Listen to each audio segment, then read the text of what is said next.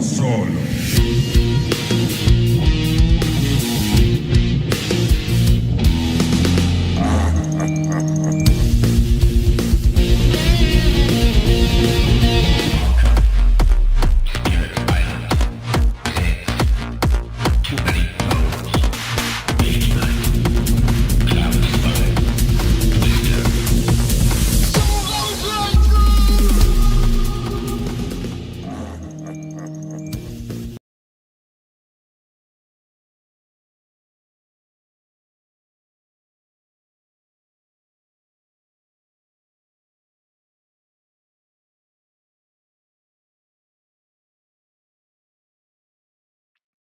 And hello! Welcome to Solo Playthroughs. I'm pretty sure that intro came through all jacked up because I had too many sound sources going and there's a delay of sorts. And, that's life.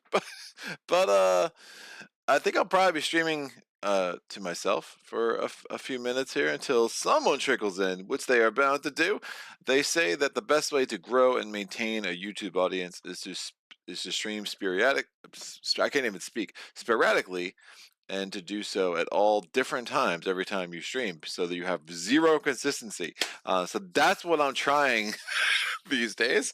But that is what life is kind of pushed me to do. I will feature this game a fair amount in the upcoming months. I'm going to try to get through this whole campaign. We'll see if I can accomplish that feat or just, at least do like what I did with ATO, just get absolutely destroyed trying. So at least that was one way to end the campaign. I just, ended with my utter demise. But yeah, still really digging this game. I have not played off camera since the last time I streamed it. I have not played much of anything since the last time I streamed this game. I think I did an exit box with some friends, but things have been very busy for me personally. So this is kind of becoming more my refuge from the crazy. And, if I'm going to play Primal, might as well put it on camera for, whoever is enjoying these adventures. Hold on one sec. Make sure this is nothing pressing. It is not. All right, we're good. Let's make it happen. So, in the first battle of this campaign, we took down Varaxin. We're playing with Thorag, who's the hammer, and Kara, who has the dual blade. Blade. That's a tough word sometimes for me. So what that's done for us is now we can start the actual campaign. So you always start the prologue with Varaxin. The more you play Varaxin, the more you'll have an easier time defeating them. But I think it is a cool little introduction to the game and gives a little flavor as you kind of get into your prologue. At some point, the more I play this, I might find a way to try to skip that and get into more of the meat. But the way the structure of the Primal campaign goes is that there are four distinct parts of the campaign. So I think games I'm used to, like Arkham Horror, you play a scenario, at the end you get your rewards, then you do your upgrades, then you go to the next scenario. This is the same but different, and that the emphasis is a little bit different, where you actually start with the story part, and then once you read the story, then you go ahead and you pick your quest.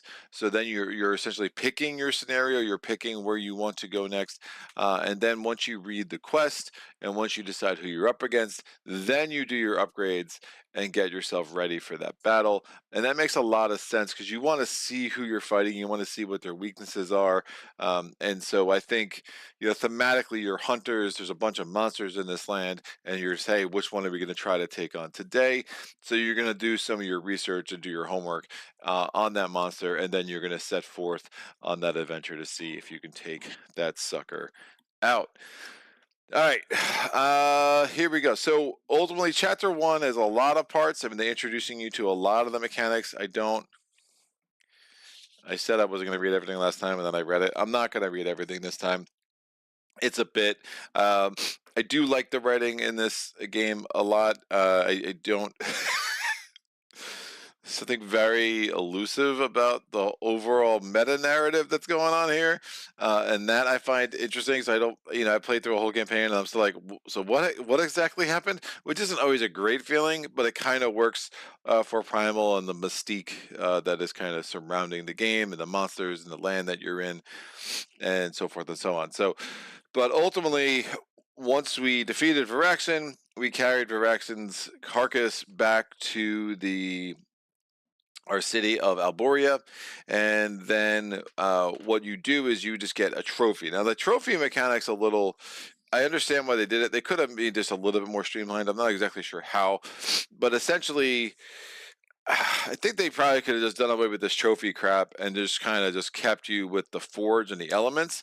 So each element corresponds to a different forge. Each forge that you have access to is going to give you access to different items and materials. And again, I think they just overthought this a little bit. It's like, hey, you defeated Viraxen, you now have access to fire things, and then the fire forge, and then instead of having these trophies and whatnot. I do think there's one reason why they do this, but that's ultimately for the finale. But I think there might have been another way to make that happen. I mean, the trophies take up a huge percentage of your campaign sheet, and that's rather unnecessary. You will not look at those trophies again until the end of the campaign. So hold on one second.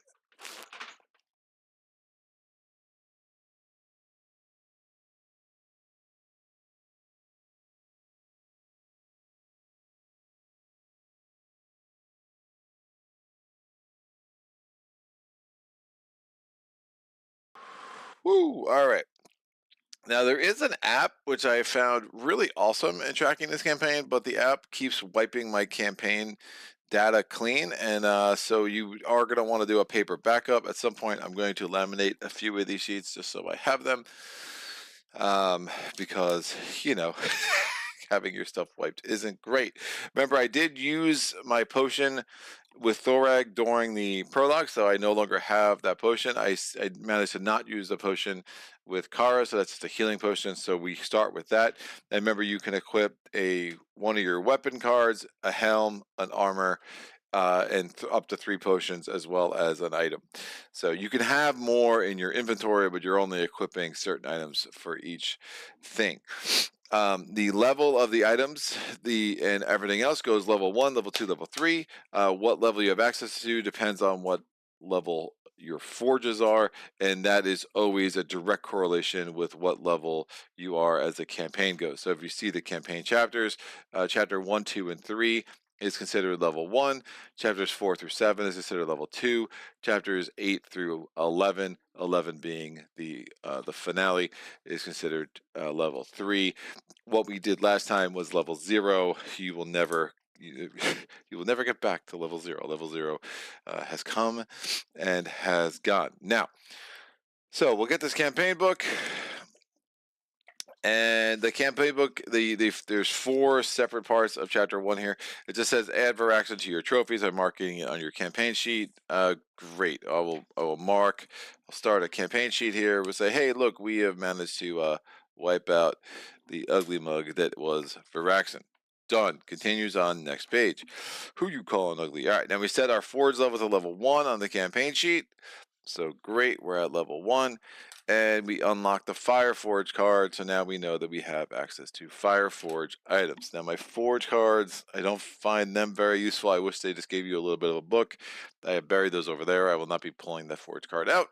There are a lot of them. They made way too many of them, and they could have done it very differently. But what do I know? Each player gains the following crafting resources. So each player, and I'm only going to keep one sheet for both. So the left side is going to be Thorag, the right side is going to be Kara, Thoreg, Kara, Thoreg, Kara. So we have 2 fire elements for both of them.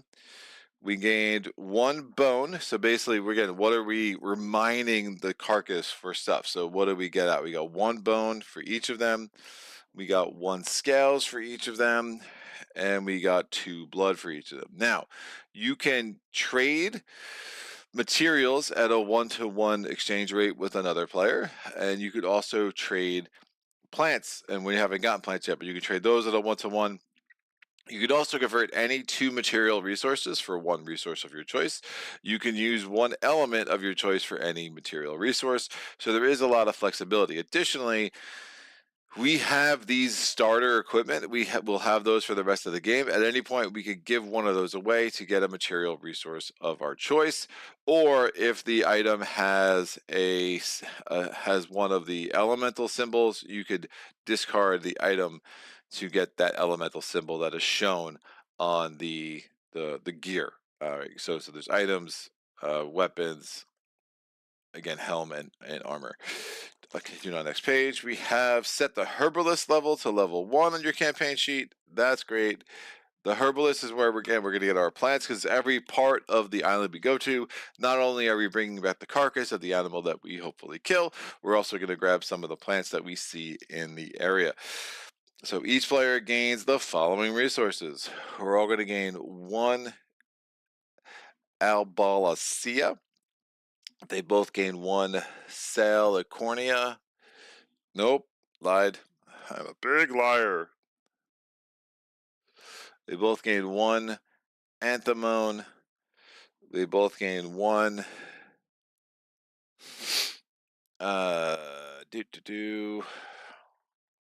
Melis. And they both gain 2 Nilia. Alrighty then. So that was part 3. And now we go to chapter 1, part 4. I will read this. Now, this dude, he's part of like the seeker class. They're like the shaman of our people in Alboria. They're super weird, and that's cool, and we love them. So we're going to go chapter 1. It is now sunset. After learning to recognize new plants and flowers that can be used to make potions, you thank Thessa. Now, Thessa is the herbalist lady that we just talked to. She's super nice. If you hear sounds upstairs, you disregard that. My house is being swarmed. We're good. You thank Thessa and rush to arrive in time for the council meeting. The large tent that has been erected in the courtyard is lined with tapestries featuring embroidered depictions of the heroic deeds of the bravest hunters. Waiting for you. What? Waiting for you. That's a weird. All right. Waiting for you. You find the captains of the veteran squad sitting in a circle with their eyes fixed on Regia. Now, Regia is the captain or the commander. We are introduced to Regia in part 1 of this chapter. So she's the commander. She's a total badass. We will learn more about her as this campaign unfolds. Who has been chosen as their leader. You take your seats a few moments before the commander takes the floor. Recent events call for closer cooperation between us all, Regia begins. Tragic news is getting increasingly frequent from every outpost on the island, she continues. Settlements under attack, groups of people missing, monsters pushing beyond the limits of their territories.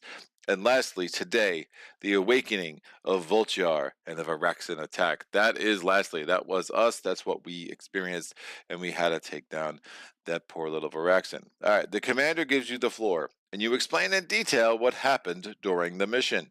Concern rises among the present, and their questions get more pressing. What happened to the Prime Seeker's expedition to the slopes of Voltiar? How is the volcano connected to the monster's attacks? Regia knits her brows and decisively restores order and confidence. Nael is the best seeker we have, perhaps the best Alboria has ever had. We have done everything we could. I know him. I'm sure he's alive, and he'll return to us soon. The hunters look at each other. After a moment's pause, the commander resumes. Our mettle is being tested. We need a guide in this time of chaos, he exclaims. At that very moment, the tapestry behind her seat is pulled aside, and a tall man emerges, with severe features and a long golden green robe. He is known as the Keeper. There are rumors of him drinking monster blood, and that he can see things that the human eye cannot. Noatar, so this is Noatar, say hello. All right, Noatar has guided us to all the recent discoveries. His gift can no longer be ignored, she concludes as the man steps forward into the gaze of the veteran captains. Nature on Thyrea is different from that of the outer islands. The keeper opens his speech by saying in a calm and stoic voice, Thyrea is alive, and she seems to have a powerful connection with her creatures. In the blood of the monsters, there is a trace of power that, like the threads in the tapestry behind me, weaves its way through the lives, events, and most ancient places on the island. Through their blood, I can access this tapestry of life and retrace the threads that lead me to relive the memories of the living beings, places, and events of the past. Regia takes the floor again. From dawn tomorrow, the Keeper will become a member of this council. The blood of these monsters is now a precious resource for us, and I want all combat ready squads to go out on missions. There will be new quests posted every day on the large quest board in the yard. The behavior of these monsters is getting increasingly unpredictable. Forget what you know about them, because out there, nothing is like we remember it anymore. Unlock Quest 1 and Quest 2. If we had the Feather expansion, we also unlock Quest 36. Each player upgrades their card pool. So, what does that mean? Now, every player has access to 5 different tracks of how they can upgrade their cards, right? So it's A1 or A, B, C, D, and E, and then each of those tracks has 2 parts, A1 and A2. Now, if you get to the or A, B1 and B2, C1, C2, etc. If you get to the 2, you also get access to a second mastery, or a third mastery or a fourth mastery. No matter how many times you get to a 2, you just get one more mastery added to your choices. And I say your choices because you can still only have one mastery active in any combat, so you have to choose, hey, which mastery do you want to go for, and that choice can make a huge difference in how you experience the game and how good and well suited you are to take down any given monster, and that's going to change from monster to monster. It's one of the things I really like about this game. So A1, A2, I'm sorry, A, B, C, D, or E. So I'm just looking at the ones. And it kind of like, what colors do I like? I mean, we know that blues and reds are kind of, more Thorax thing. And, you know, the A gives me a blue and a green. If I restrain, this is a strain mechanic, so it's like it's encouraging you to take strain tokens. That'd be a hard mechanic to pull off. While this card is top of your deck, it counts as, ooh, that could be good. Confuse the monster.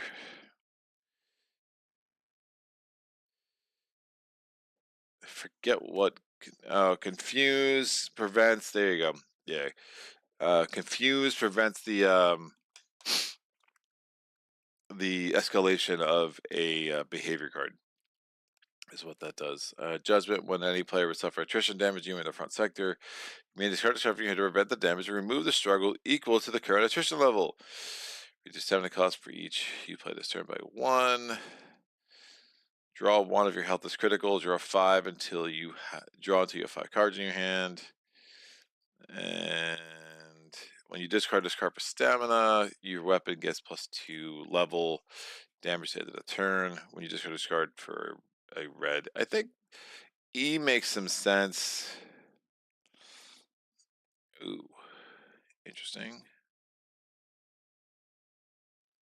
Maybe I'll try to explore the strain mechanic. All right, I'm going to take E with our friend Thoreg. So I'm just going to note that on here and say Thoreg did the E1. And now we're going to come to Kara's turn. Now, Kara, I've never used her. I've never played in a campaign before, so these are going to be all new to me. So A1, assist. I can reclaim this from my discard if I play 3 offensive cards in a row. That's pretty cool. I discard this card from my hand, deal weapon damage. Weapon damage, not even level damage, so that would just be 2 at this point. Draw 1.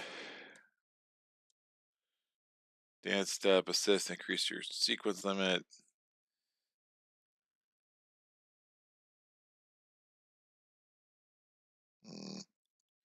Sure, I love that.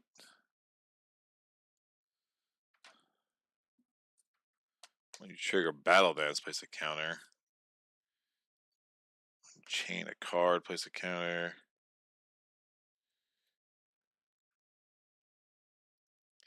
That's probably not happening.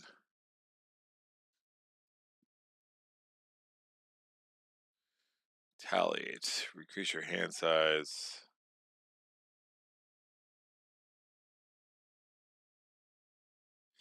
Creature hand size I won is very intriguing. When you suffer damage, when you discard this card, if your hand to immediately overrun the monster to deal 2 level damage. Let's go. We'll go E on both of them. We'll keep it simple. All right. E. So we have Thorek, we have Kara, and that's fine. All right. So we are done with all already chapter 1, and now the next thing is going to be chapter 2. So we just leave the campaign book for now, and we go elsewhere. So we essentially, there's this board which I find kind of silly. There's a map thing, and it kind of puts the different quests that we have access to on that board. But I'll leave the board out of there for now. We don't really need it. It's an interesting visual, but it just takes up space on the table. So what quests do we have access to? Well, we can do quest 1, we can do quest 2, and we can do quest 36. Why 1, 2, and 36? Well, 36, again, this is the expansion content. Now, I have played all of these monsters. I have played them in varying orders. I have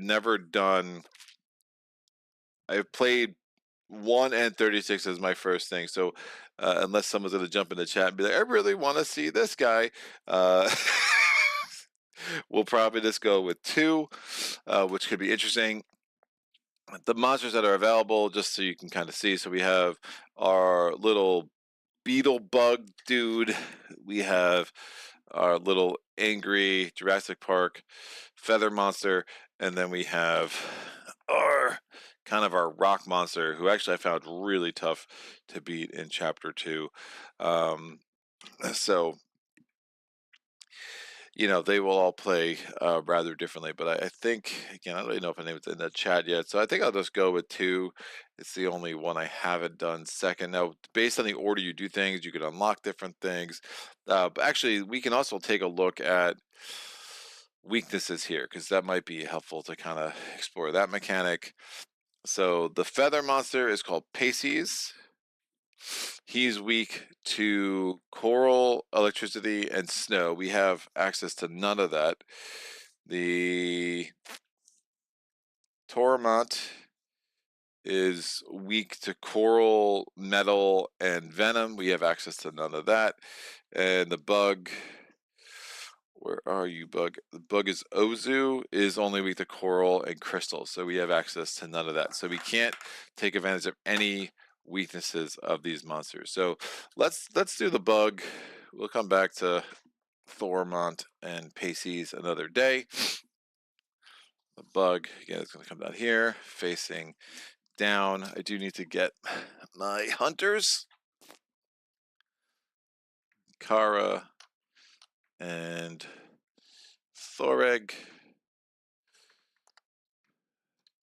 Those are good. And we can now go on our merry way. So I'm going to cross out.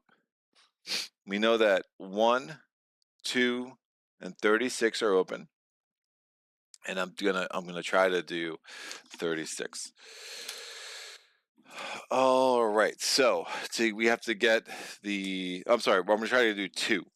So I'm gonna get my campaign book. Nope. Yep. I need the campaign book, and we're gonna go to excursion 2. So, what does the card tell us?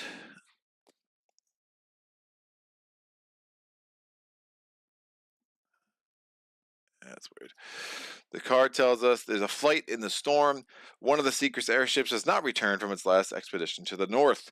Central Command has requested a group of hunters to go on a mission to find out what has happened. So 1, 2, and 36. These cards can just come over here. I'll sort them again later. And we are going to have to get Ooze's little thing here. Ooze, where are you? There's Ooze. He looks nice and nasty. That's gonna go there. This will go here. And Ozu. For some reason, my headset feels really short today. All right. Ooze. All right, Ozu. We have his cards. So we're going to be level 1. So his stance 1, stance 2, stance 3. These cards can go here. When we start, there's no special rule at the beginning of the game. He does 1 damage every time he deals monster damage, and we can attack him from all 4 sides. When he gets down to 7 health, he will shift to stance 2. We have these cards. Now we're looking for that symbol because we're at level 1. It's more like an upside down Y with a dot in the middle of it.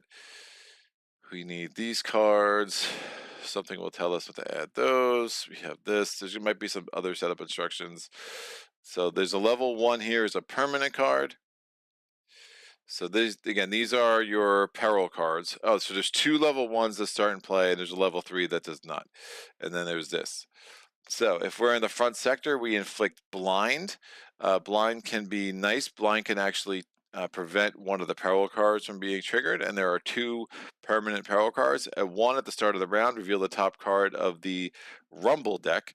That card becomes the active Rumble card, and we have this permanent at the end of the round. Each player in a marked sector suffers that damage times 2 unless they reveal 2 green cards from their hand. All right, we're going to have to read the special rules. 1, 2, 3, 4, 5, 6, 7, 8. Yeah, these are the 9 cards we want. I do not. These are level 2 and level 3 cards and level 0 cards, which we don't need any of those. All right, campaign book. We're doing scenario 2. Little more story time with Greg here. Introduction. The airship is struggling against gusts of wind and rain as you stare out over the horizon at the black clouds that encircle the Dragon's Ridge Mountains. It is said that the furious storm in the northern mountains has raged ceaselessly ever since the people of Alboria arrived on Thyrea. The everlasting storm, they call it. The everlasting storm, they call it. No one knows where it originates from, and no one has ever managed to cross it. The airship sails rapidly through the sky, offering you a view of the region below. As the storm gradually stretches its nebulous body over the land, deep shadows are cast over the woods and valleys. The ship heads further and further north, but there is no trace of the missing expedition. At that height, the wind gets stronger, and a wall of rain crashes against the flying hull of the ship. You see the captain gripping the rudder tightly as nature demonstrates all its fury and violence. Suddenly, a swarm of monsters appears in the squally sky. A thick net of electrical discharges surrounds the airship, and it quickly begins to lose altitude. You are forced to make an emergency landing in a valley submerged in an impenetrable fog. The thick undergrowth cushions the impact. The airship suffers only slight damage. You check the state of the equipment and weapons while the hum of the electrical current generated by the swarm can still be heard above you. You barely have time to get off the ship before a large Ozu swoops down to the ground, accompanied by the loud buzzing of its wings. The horn on its forehead gives off an electric charge that illuminates the fog with a grubby, sinister light. You realize you must fight it before it summons the rest of the swarm. If the current chapter is either chapter 1 or 2, read conclusion A. If we win, otherwise you'll read conclusion B. We are in chapter 1, so that's fine. Special rules, behavior deck setup. Leave Ozu's lightning behavior card out of the behavior deck. So this is the behavior card, but leaving that out, so we only have 8 others to work with to start the round. This card is considered to be out of play until the card ability instructs you to interact with it. Rumble deck. I can see you saying Rumble. Shuffle Ozu's Rumble cards to form the Rumble deck and place it near the monster board. Rumble cards are special cards unique to Ozu. They are explained in detail on page 96 of the rulebook. Why would they just not explain it there too? I don't know, because Primal. So at least they tell you where to go. It's a thing that you get used to. So we're going to 96 and Rumble cards.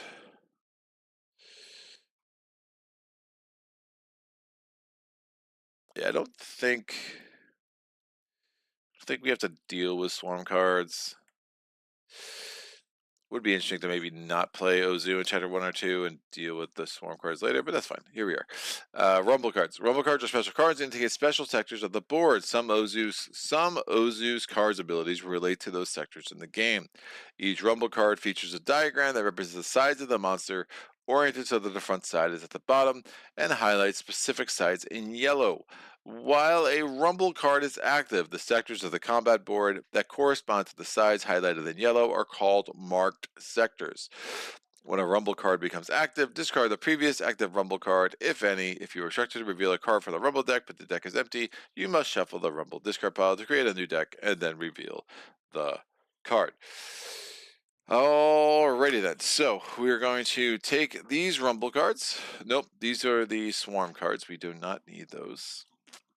Where are the Rumble cards? Nope, I know where the Rumble cards are. They are small cards. They are tiny cards.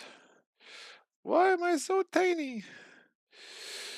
Alright, 36 is coming here. 1 and 2. 1, 2.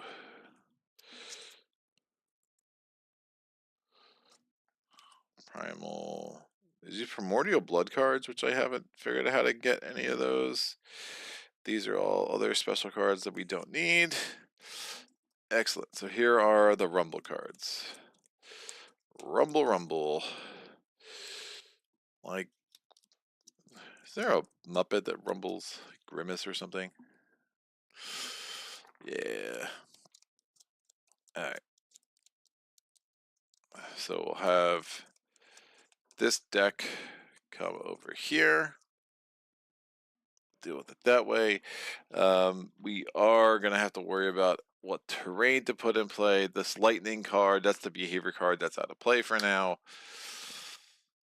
And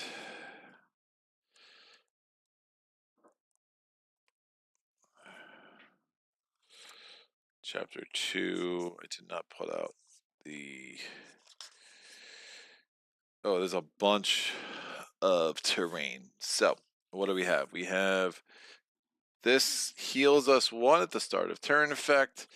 This heals us 1 as a start of, or 1 weapon level as a start of turn effect. And then we have 3 rocks. The rocks can be used to negate attrition damage. It can only be attrition damage.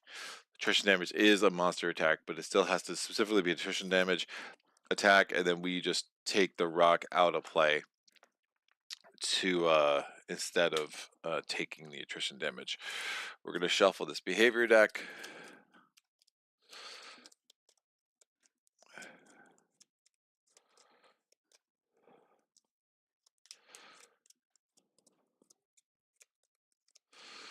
And we'll put this over here off the screen. I'm going to move those cards out the way. I'm going to put an attrition token. Not a what are these called? I forget what these called. A struggle token there to remind me to add those. These 3 tokens are going to come out when you're in the front, when you're in the front, when you play a red card. Put one of these over here to remind me to add beginning of every round. And that's set up. Now, so we've chosen our quest. Our quest is set up. So now we have to go forward and decide, are we going to upgrade any equipment? Now, we only have the level 1 Fire Forge. So the only thing we could really get is the level 1 Fire Forge equipment that corresponds to each of our hunters here. So Thora can get a Burning Stone and Kara can get Dragon Wings. The nice thing about both of them is that you'll immediately notice that they actually allow you to do extra damage than the previous one. So both of our base weapons only did 2 weapon damage. They're weapon level 1. We're still weapon level 1, and now they can do increased damage. This allows you to do 5 damage. And when you play a blue, you can discard the top of your deck, and if that card is red, you can immediately add it to your hand. I don't really love that mechanic, but it's interesting. The hammer, remember, just allowed us to remove extra struggle, but the difference in damage that this does is extreme. It goes from 2 to 5. A 250% jump is rather nice. or 150% jump. I guess it's 250% overall, right? So we have Dragon Wings here. When you empty your deck, Dragon Wing gets +1 damage, max 4 times a game. So this is encouraging you to go through your deck as fast as possible. Remember, you go through your deck. One of the problems with that is that you do take fatigue damage. It's also would make me build my deck in a way that puts less offensive cards in my deck. So I'm not sure that's a big upgrade. Yeah, it does 3 damage instead of 2, but remember, every time I trigger battle damage, I do 1 damage anyway, so I'm not sure I want my Dragon Wings.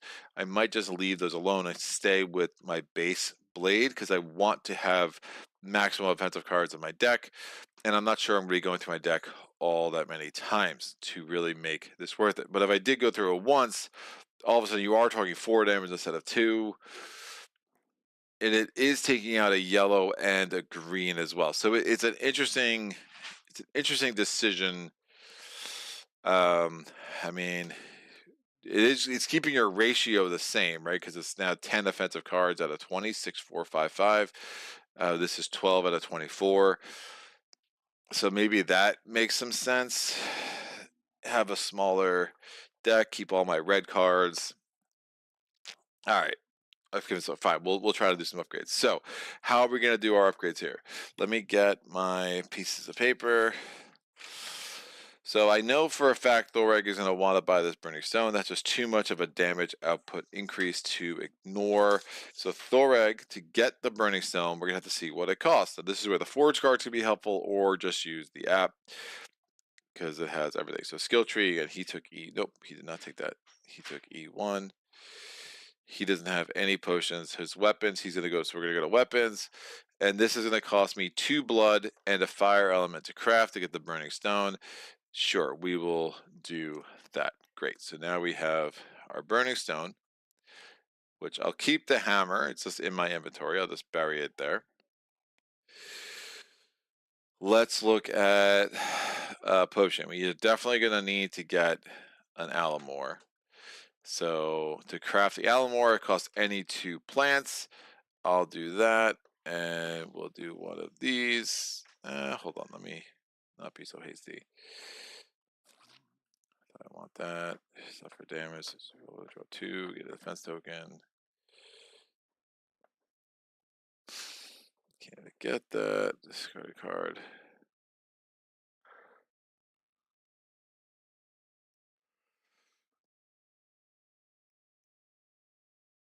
That could be good. All right. I'm going to get a Vidya.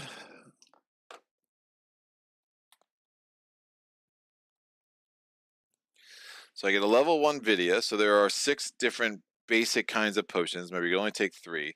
Level 1 Vidya lets me discard a card from my hand to search my deck for an offensive card and add it to my hand, then shuffle my deck.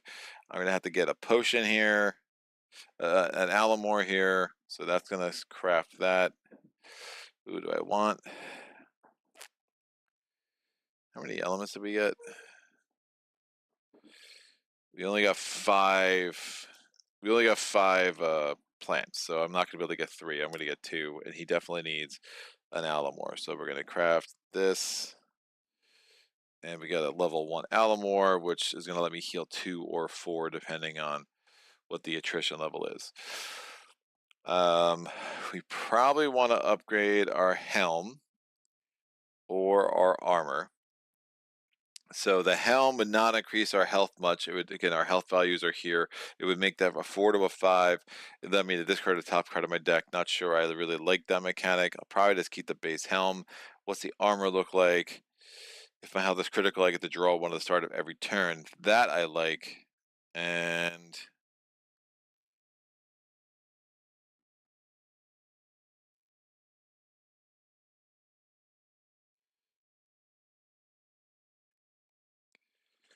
why is it still telling me I have a blood available?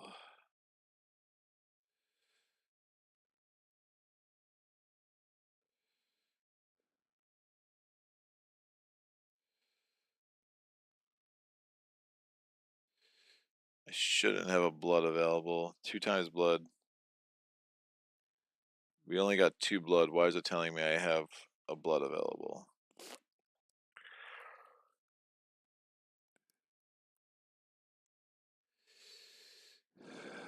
Is that a misprint? Hold on one sec.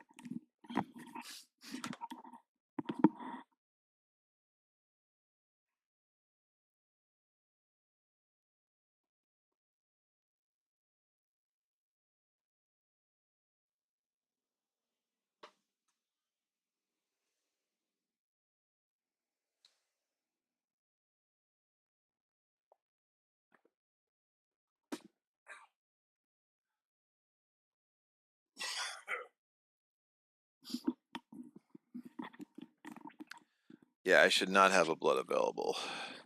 So I don't know why it's telling me I have a blood available. Unless it's trying to have me, I can take it from Kara. If she only has 2 blood. Yeah, dude has 0 blood. He spent both of them. So he can't really craft that either. So we're just going to leave our base armor as well. It's not terrible. I mean, the armor only increased our health by 1 as well. I just think the 5 damage was worth it. Now, I could turn 2 other elements into a blood, but I don't have the elements. So we're going to spend our blood with Thoreg. Let's see if I get an item here, but I feel like all this stuff is costing a blood. Yeah. So we really went fully into making sure we get that upgraded weapon. I think that was the right choice. These items, there are 2 items for each forge. They're missing a scale for the lava buckler. We are missing a blood for the Voltjar gauntlet. But I definitely wanted that burning stone.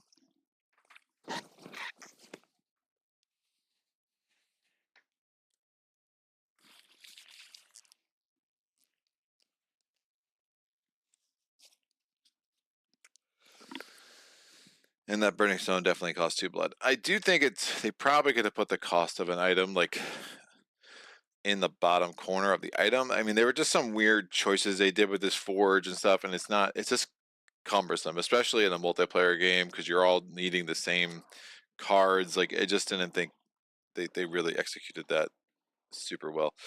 But yeah, essentially I have 1 fire element, a bones, a scales, and a Nalia left, and that all makes sense. So Thoreg essentially just did 1 upgrade, but he's going to be able to do a lot of damage every time he attacks this turn. We will have to set his deck differently, and you'll see that in a second. So now we go to Kara. She did E1. She already has an Alamore. It's not showing here because we didn't have to pay for it. We started the campaign with it. I'm not sure I want to do the Dragon Wings. Again, I think there's reasons that it's not the greatest, but we'll see. Potions. We will want to get her an Imperia. It's an interesting mechanic. So a level 1 Imperia. That is suffer damage equal to your weapon level to draw 2. So again, you could do it in the consume phase where I could just suffer 1 damage and draw 2 cards. We're going to want to get another potion. I don't really love the defense token thing. Evok's not going to work. We'll get Avidia as well. Do that. Try to get an item. Well, what's her weapon cost? It's just 1 blood and 1 scales. Alright, we'll craft it. We'll make that happen.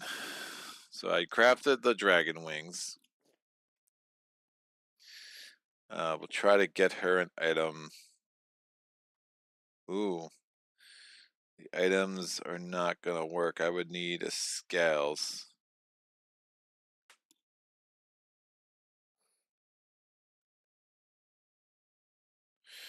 I can get the scales though.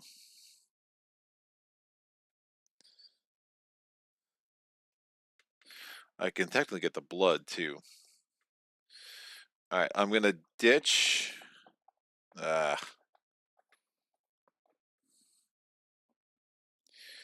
Fine, I'll ditch my base dual blade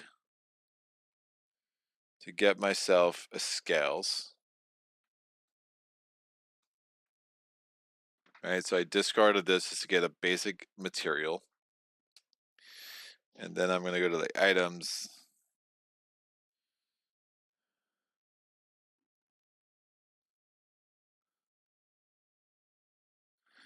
Don't dig that. I will take a Voltjar Gauntlet, level 1.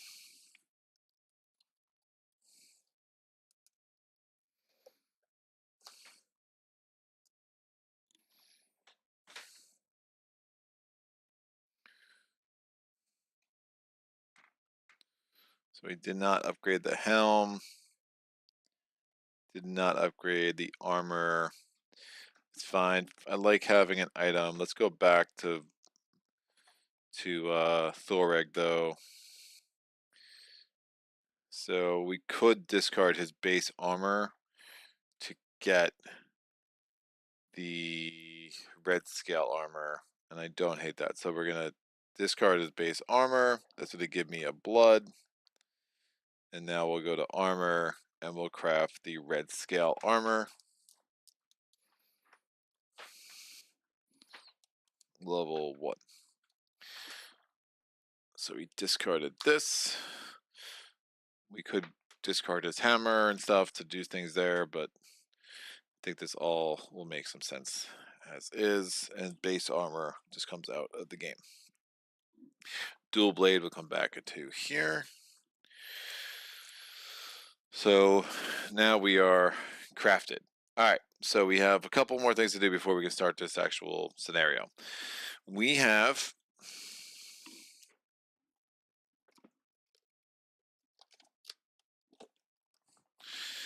a weapon now. It's a 6/5/4/5, and we've added a yellow and a green card to the mix, right? So we have to get rid of some other cards. These are for Kara. So all 6 of the reds are in. We know that for a fact. 3, 4, 5, 6. We have to get rid of 1 blue, essentially 3 yellows, because we started with 6, we added 1, we have to get down to 4, and then 2 greens. So we started with 6, added 1, we have to get down to 5. So we're getting rid of 1 blue, 2, 3, 4, 5, and 6. I like being able to stun the monster, not getting rid of that. I like that. I like that.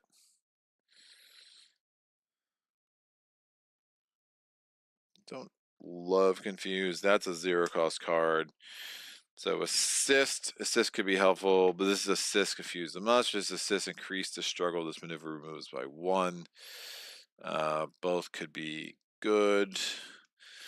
Confuse is a little more iffy, so we'll take exhausting strike. We'll get rid of bludgeon. As far as yellows, again, we have 7 yellows. We have to pick 4. We're definitely going to take the new card. I find the new cards tend to be strictly better than your starter cards, which is really nice, especially after coming off some Oathsworn play. Tenacity, we're definitely playing. Decisive efforts, fine. So we only have 1 more. Nope. Assist, recycle, no.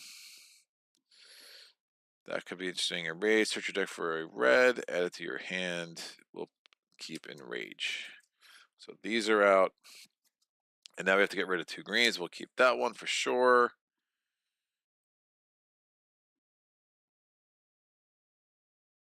And sharp reflexes I don't love. 2, 3,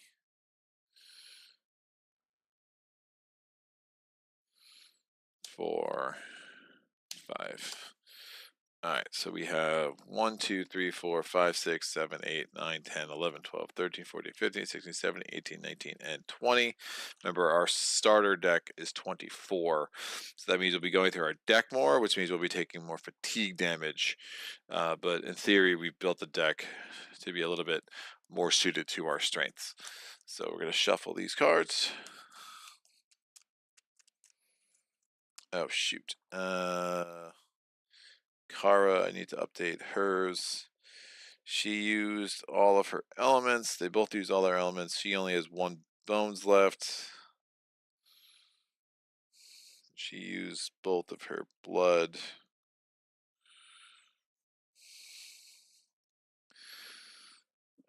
She only has 1 Nilia left.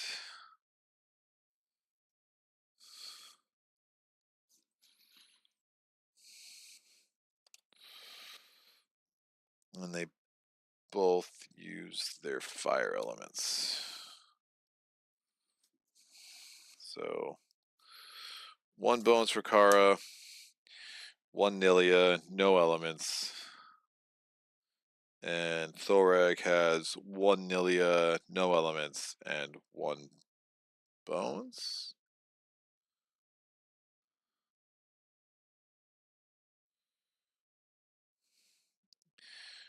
Right, because he had to use his second skill.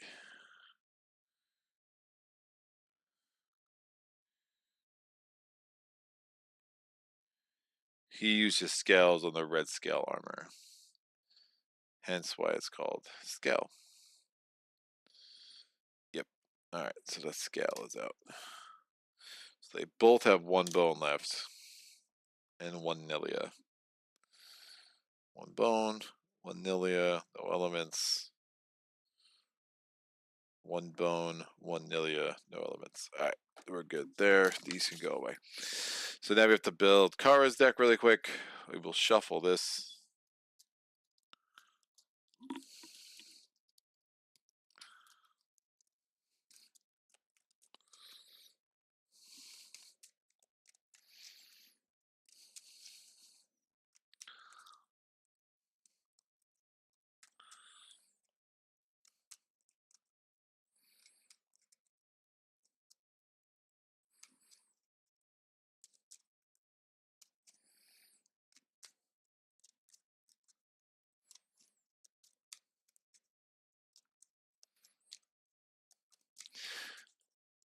So I'm curious. I'm partially regretting this. I wonder if we should have taken on Ozu after chapter 2, because I think he would have gotten.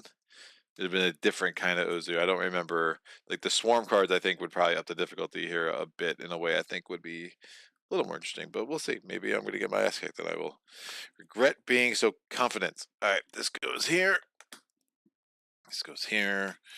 I do want to look up blind. Make sure I'm playing that right.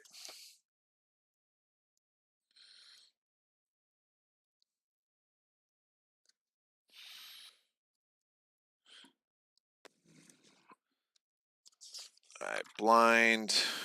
When you flip blind, choose a peril card in play. The peril card is blank to the start of your next turn. So it is the start of turn, not the end of round, which is important. All right, here we go.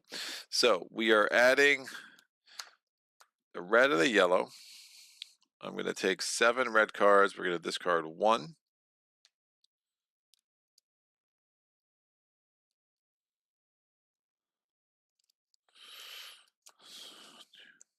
So this is definitely going to be in the deck.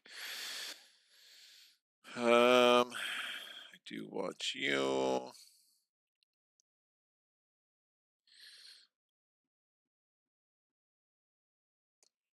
Draw 2 and discard a card from your hand. Don't know if I'd like that.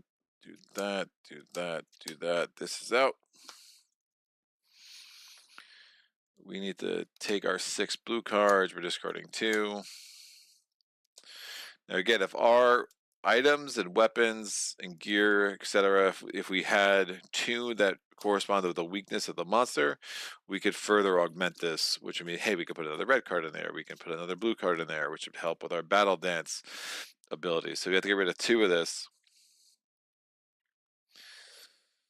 That seems good. We'll keep that. You may immediately overrun the monster. If you do, we'll keep that.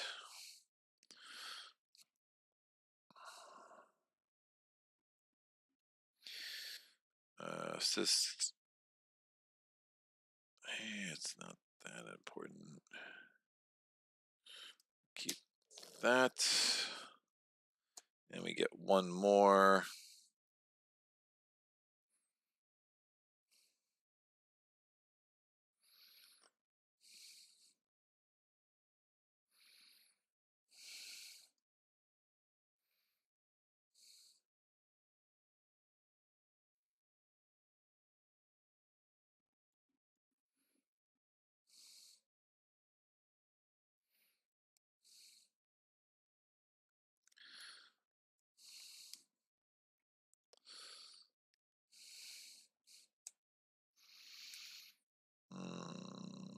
We'll do that. Some of these cards are really good, though. Now I'll keep dancing.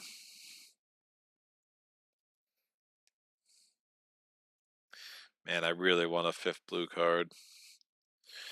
I want a 5th blue card. Like, the blue cards are awesome, dude. This is so good. Deal your weapon, draw 1.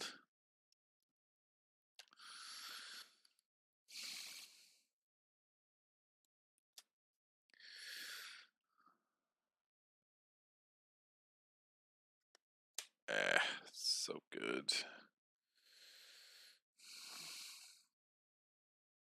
Ah, man.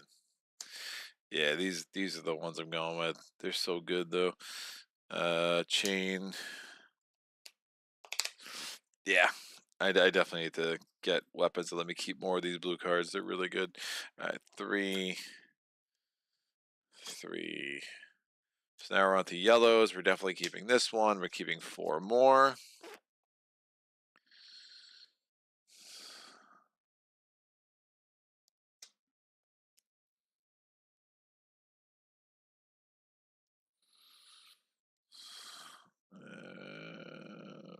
Not sure I'd be doing that. That's interesting.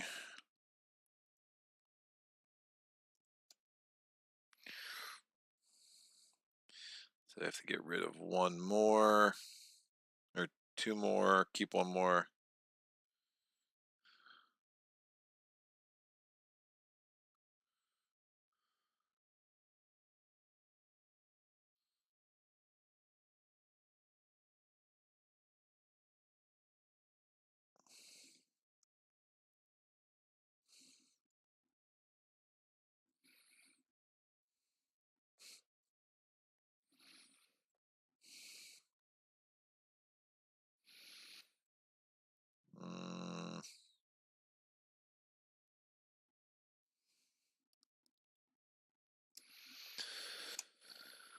Alright. Some of these cards are really good. Alright, 5. And now we have to get rid of 1 green. Keeping that. Not a huge fan of that, but whatever. Chain. Reclaim it by 2 reds.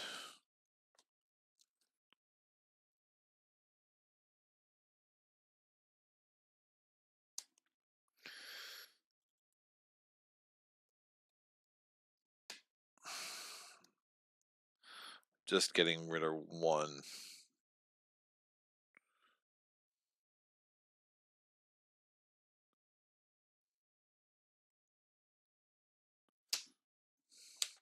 Alright. Here we go. I might not have taken enough card draws, my concern, but we'll figure it out. Making moves, kids. Alright. Let's do it. We gotta shuffle this deck. 1, 2, 3, 4, 5, 6, 7, 8, 9, 10, 11, 12, 13, 14, 15, 16, 17, 18, 19, and 20.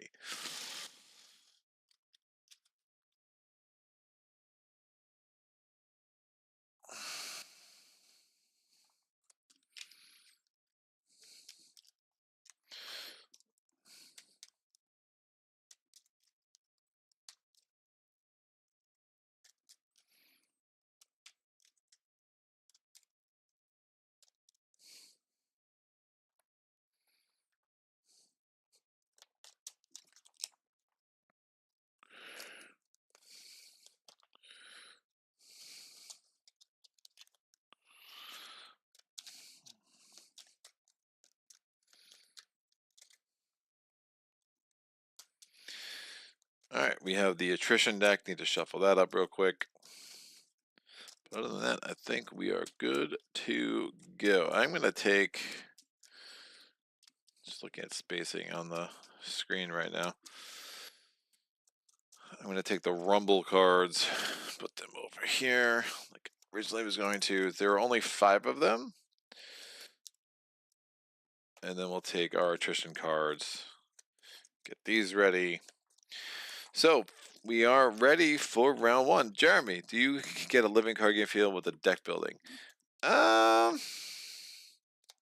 I mean, a little bit. I mean, it's not like Arkham. You know, I mean, there's something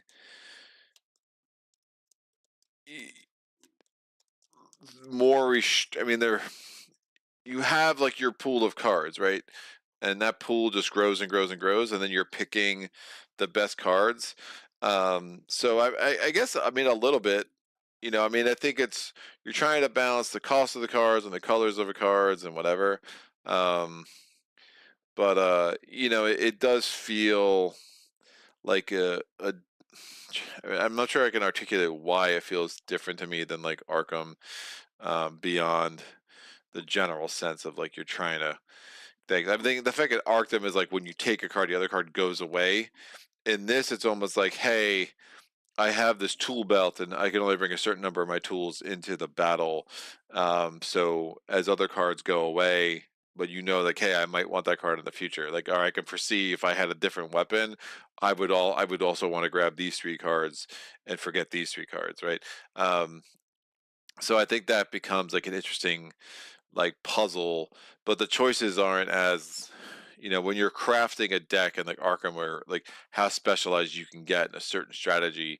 I think there's a little bit more freedom there, just a little bit more, um like, not on rails is weird. I mean, the decision space is nice, but you have your restrictions and you have your confinements with, you know, especially early, my pool of cards, I only have I have 7 reds and 7 yellows and 6 blues, right? Like, I don't have a ton of cards that I can pull from. That's like more like Arkham just feels more open worldy, where I have 6 XP. What cards do I want, right? It just makes it a bit of a different puzzle.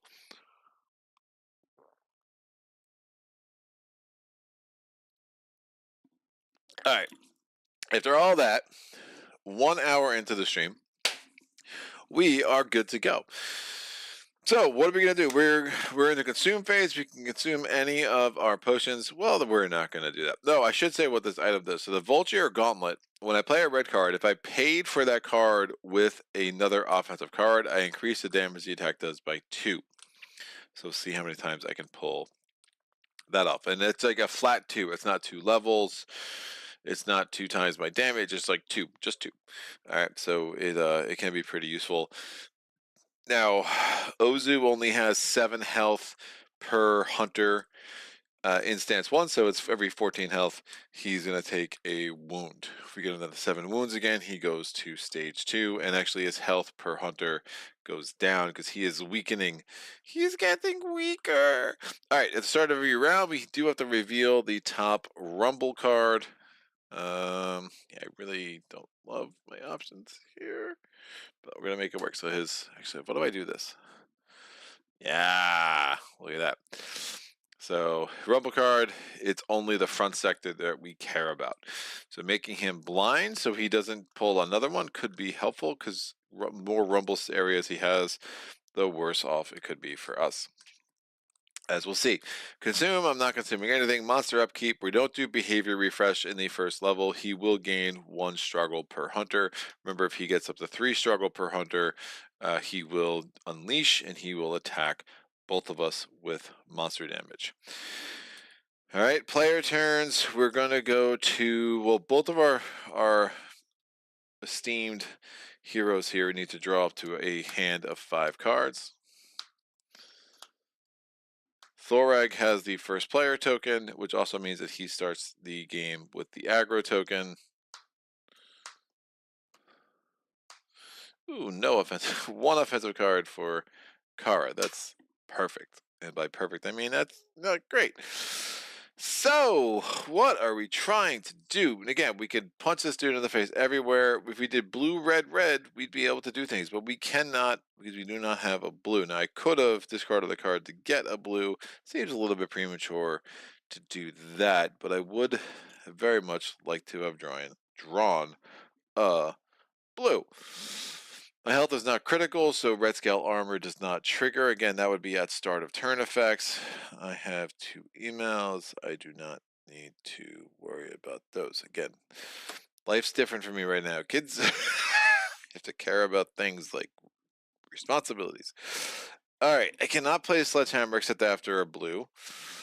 When another player plays red, red, I can discard just to stun the monster. Well, that's not a thing I'm going to care about right now. That can generate 4.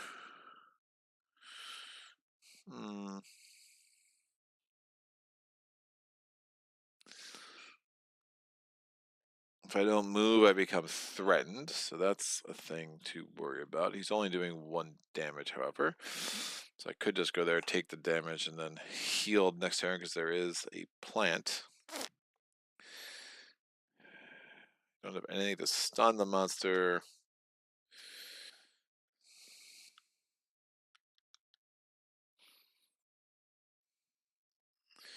That could be pretty strong.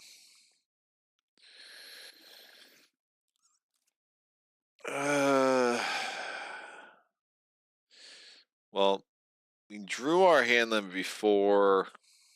I don't want to consume on the first round. Don't want to consume on the first round.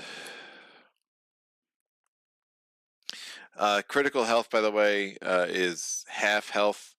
So if I have 11, I have 10 health total. So if I ever have 5 damage on me or more, I would be considered to be in critical health. So I would draw an additional card every turn, and that could be super helpful. Actually, this is what I was trying to do for the camera last time. Sorry for forgetting this time. So these are my options. I don't really have an obvious option, but I need to do something. So I'm going to discard Chase.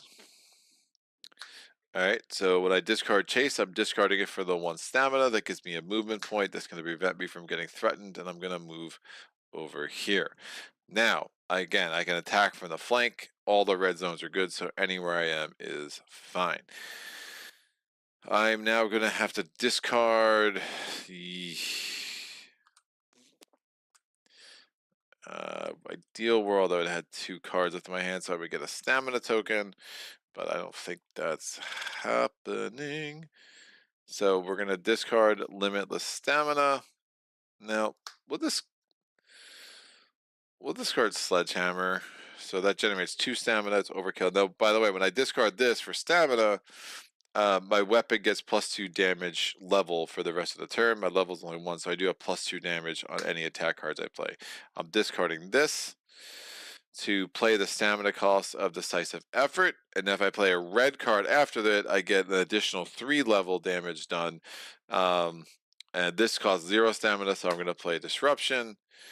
I did not stun the monsters, or did not work toward my mastery, but even worse, getting ahead of myself. So I'm still here, beginning of my turn. This triggered. The active player reveals a random card from their hand. If that card is offensive, they discard it. Otherwise, Ooze gains a struggle. So actually, whatever. There's 5 cards. Only 2 are offensive. Of course, I'm going to hit that one. So let me roll a D6. I rolled a 3. It is not offensive. So he gains a struggle. So he's up to 3 out of, again, 6 is when he would do that. So that goes away. That gets replenished. And then he's going to do this one. Ooze gains a struggle. The active player must recycle a red. I'm not playing Sledgehammer, so I will discard Sledgehammer to draw a card. That's what recycle is. It's another red. Ooh, super interesting. Huh. That might change my turn. Then that goes away. This comes out. Whenever Ooze turns, we pull that. Whenever I play an aggro card, I have to pull that. So these are the different triggers. When I play a red card, it pulls that. If I play an aggro red card, I have to pull both of them. So interesting. Till vulnerable.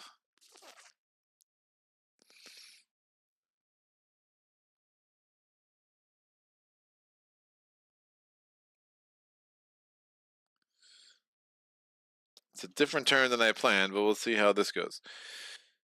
Ah, man, this is probably a bad idea, but I play bad, so we're gonna do that. So I'm not gonna move anymore. So you can see, I have new plans. I'm gonna take this threaten token.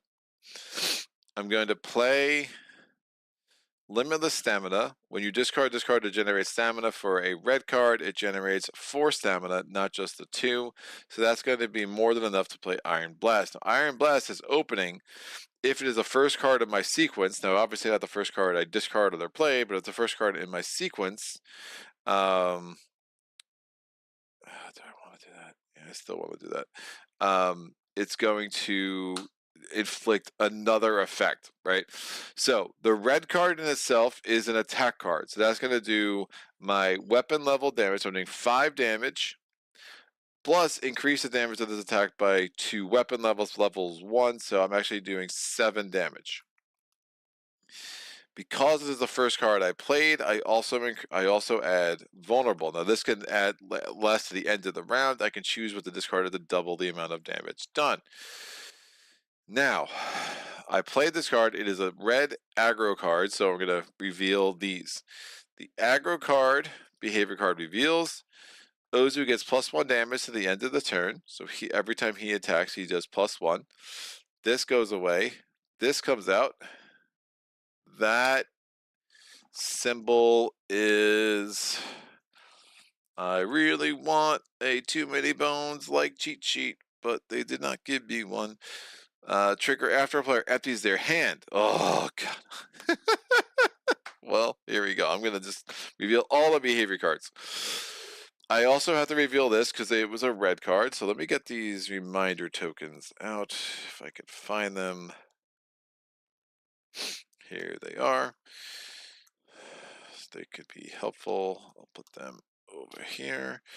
So this says the active player, if the active player is in a marked section, they suffer damage. They discard a random card from their hand. No, I will suffer the damage. It's 1 + 1, so 2 damage. All right, this goes away. Then this comes out. Oof, and there's a rampage card. Great. Now, I'm going to discard this card. When you discard this card from your hand, it generates stamina. I'm doing it to play for this card.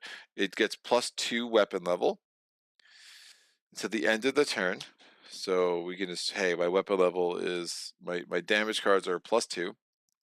I'll use that die to mark that. Then I'm going to play this for free because it's a 0 stamina cost. It's another red card. And that's another red aggro, but those triggers aren't there anymore.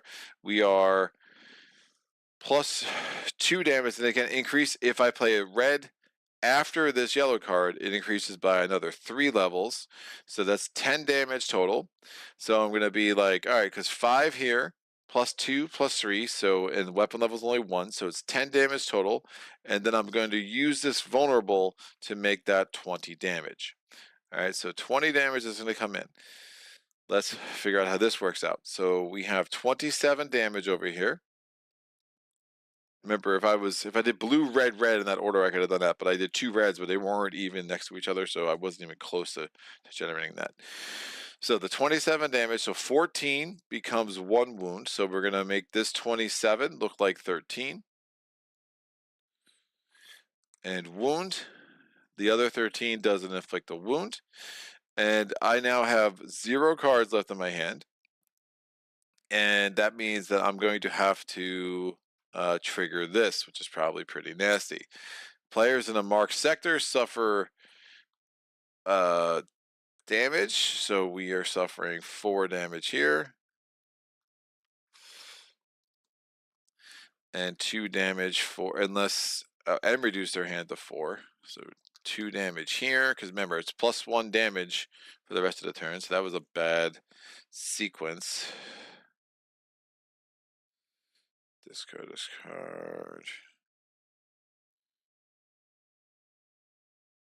Oh, well, this is good. So when I would suffer damage, which I'm doing now, I can discard this card from my hand to have that damage and draw 1, but then I have to discard down to 4 anyway. Wolf.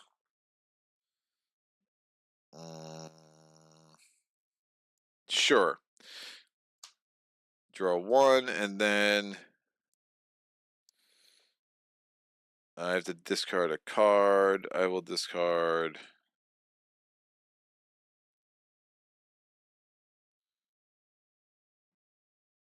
this. Swing. Makes some sense. And then reveal the top Rumple card. Rumble. I don't know why I keep saying Rumple. So this is front and back.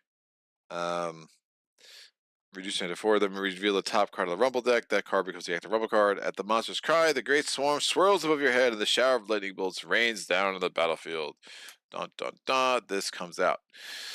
Now, this is empty over here, the behavior deck pile. So immediately 1 struggle, so we're up to 5. And then we're shuffling these cards. There's only 5 of them, remember, because there's 9 cards total, but 1 is not in play yet. And now this card is a Rampage card. So the next time we trigger a behavior card, we will also be triggering that. This is a when a player becomes threatened card. That is the end of Thoreg's turn.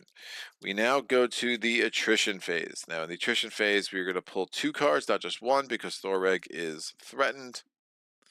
So 1 and 2. It's so the 1 we would have been good. We did have 1 defensive card. The 2 we are not good. So we take 2 more damage. So we're up to 6 damage out of our 11 health or 10 health. So that's a thing. These all go away. We do want to keep the order. We draw up to our hand limit, which is 5. 1, 2, 3, 4, and 5. That's fantastic. These will come over here. And we now have Ooze turn to face the aggro player.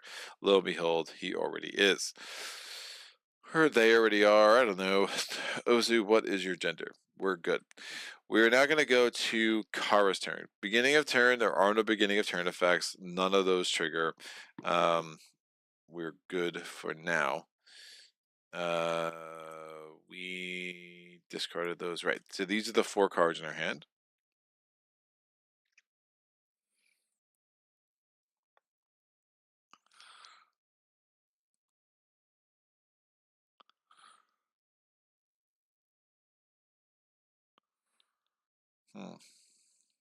Do you want to overrun?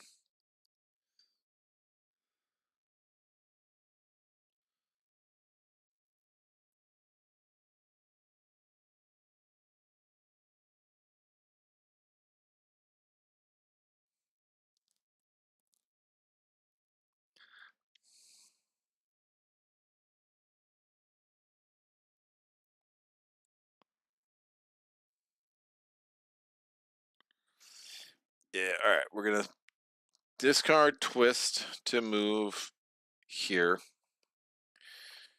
We're going to discard Wall of Blades to play Run Through. Run Through is going to come over here.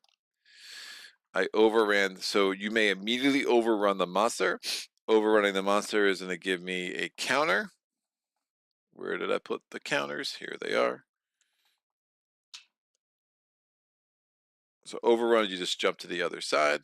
It's a pretty cool mechanic. If I get a second counter on this card, I will have activated my mastery, which is Piercing Dash. And then this is, now I could play Backstab into my sequence, or I could just discard it, because when I overrun the monster, I could discard this card from my hand to deal 4 weapon level damage. If I played it, I'm doing 3 damage, right? If I discard it, I'm doing 4. Well, seems like that extra damage is worth it. So I'm going to discard this card when I overrun the monster, and I will do 4 damage. That's going to make this look like 17. Well, we're going to remove 14 of that to get it down to 3. And that's another wound.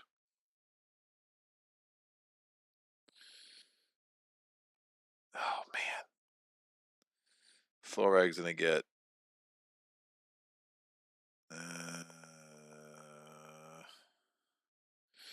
Is Thora getting knocked out? Thora gonna be getting knocked out. Because I did not pull 2 greens. The end of the round.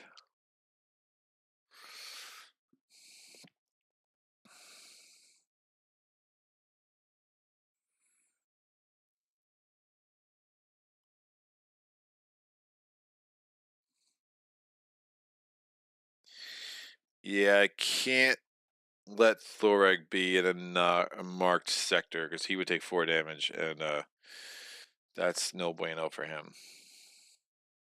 Oh, tenacity! I do have tenacity in my hand. That doesn't count against my hand limit, so he would have drawn 1 more.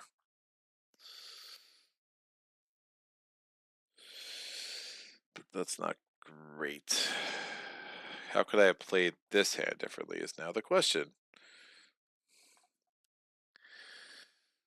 Still doing the 1 damage for sure. Maybe I don't overrun though. Maybe I don't overrun. So I think what I could have done is discarded this to move here, played backstab that has stealth, which means stealth action cards with the keyword stealth do not trigger action reaction cards, and then the twist is a chain card. A card with this can be played without paying a substance as long as it's after the certain color card. So I can chain this after a red card. So that is now an aggro token. So I did 1 last damage. I only did 3 damage because I didn't overrun the monster. But because this has an aggro thing, it gives me the aggro token, and that's important because it will help keep Thoreg alive. So this is my sequence. I'm going to keep this card in my hand. I don't have 2 cards, so I don't get a stamina token. At the end of my turn, we go to the attrition phase. Oh, man. Now Thoreg will be okay. So attrition phase, please be a 1. It's a 2. That's not the one I was hoping for. So that's 2 damage. And then we're going to discard cards of my sequence. We're going to draw to my hand limit, which is 5. There's 2 greens. Of course, I really need a Thoreg to draw 2 greens. These can come over here. I have discard piles in places that aren't great. All right, this will work. I'll just make that happen. And then we're going to go to Thorax in a face. I'm sorry. Ozu's going to turn to face the aggro player. When Ozu turns, he does this. The active player reveals a random card from their hand. If that card is a offensive card, if it's a defensive card, they discard it. Otherwise, they suffer damage, and that damage is still 2 damage to the end of the round. So that again, that's been a pretty gross sequence. I rolled a 1. So I got a defensive card, so I have to discard this. But if I play red, I can reclaim it. So the cards that have reclaim, I'm going to put sideways on my deck just so I can kind of see that they're there, or sideways on my discard pile. If I did not reveal a defensive card, I would have suffered damage. So I was 60% there to suffer 2 damage. I'd rather discard the card. Seems worth it. This now goes away, and this card comes out. Oh, wait. There's a Rampage card, so that also reveals. I could have gotten rid of this thing to save myself attrition damage, but I think Kara is actually okay. The aggro player recycles a random card from their hand. All other players must recycle a card of the same color from their hand. So we have to recycle the card, random. We're going to roll the die. I rolled a 6, not helpful. There's only 4. So I have to recycle a red. So red card goes away. You have to draw a card. It's now blue. That ain't great. So Thoreg also has to recycle a card of the same color. So he recycles a red and draws a blue. Okay, so that's done. And this comes out, it's front, and that comes out, it is a red card. Fine. We are going to go to the End of the round. Each player in a marked sector suffers 2 damage unless they reveal 2 green cards in their hand. Well, that's interesting because I had 2 green cards, and that just made me. I had a discard. I had to discard a card, so now I no longer have 2 green cards. So that sucks. So I take 4 more damage. So we're up to 7 over here. So that's a lot because it's damage times 2, and the damage is +2, +1 at the end of the round. So that's unfortunate. Nothing else triggers. This goes away. Oh, wow.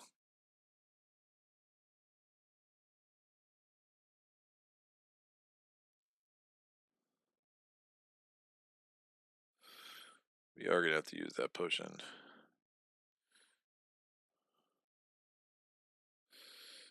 Right, we'll maybe discard that.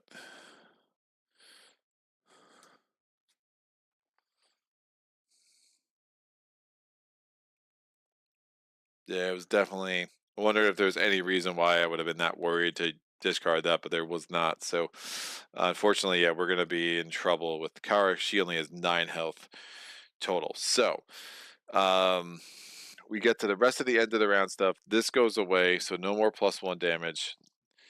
And now we go to the start of a new round. Beginning of the next round, first thing we're going to do is we're going to reveal another card. It is front and back. We are going to take the first player token over here to Kara. We are in the consume phase. Kara is going to have. Oh, it's only 1 damage. Ha. Interesting. Great. I think we're okay. We're going to do a. We're not going to consume anything. We're going to risk it a little bit. We're going to go to behavior refresh. The 2 goes away. The 5 comes out. Man, she's about to face that too. Kara's gonna have to use the Alamore to heal too. So she did that in the consume phase, gets back to 5 health. There's no sense gambling with her right now. So that's out the game.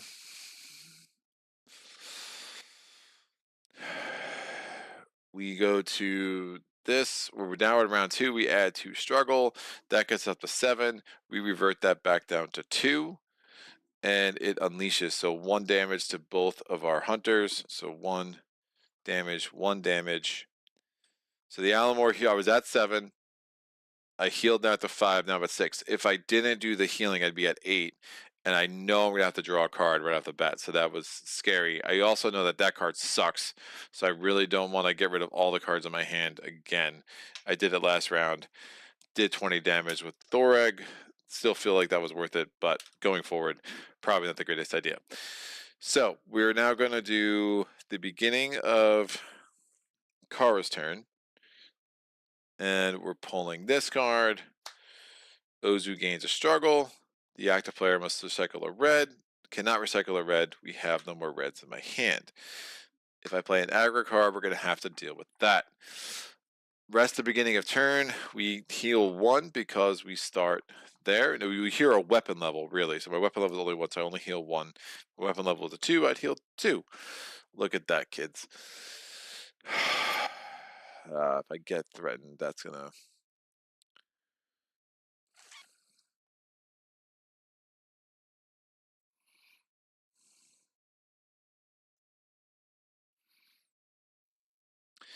Alright, I'm going to discard Slice. Nope, never mind. I'm going to discard Crossover. Do I want to? I don't want to be in those freaking sectors.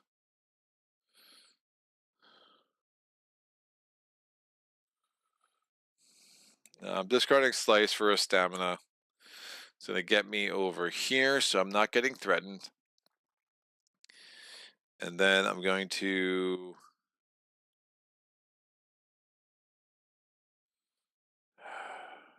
I don't know what that is, and that worries me.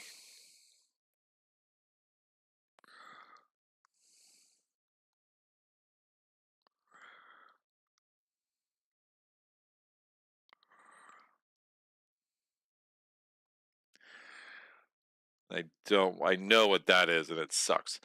So I don't want to deal with that. No, I think I risk it. Let me get threatened. So I'm getting threatened. I take a threatened token. When I'm going to get threatened, we reveal this. Ooze gets +1 to the end of the turn. Of course he does. That wasn't great. That goes away. This comes out. That's another struggle. We reset the Ozu deck of behavior cards. Well, now we know what they all are. So we know it's +1 if you get threatened with that card out, and it's +1 damage if this card comes. No, this is everyone suffers damage and reduce the. Oh, so I knew that was +1. That's what happened to Thoreg last turn. So that was my fault. Or was there something else that made me +1? I forget. There's too many cards. All right, now.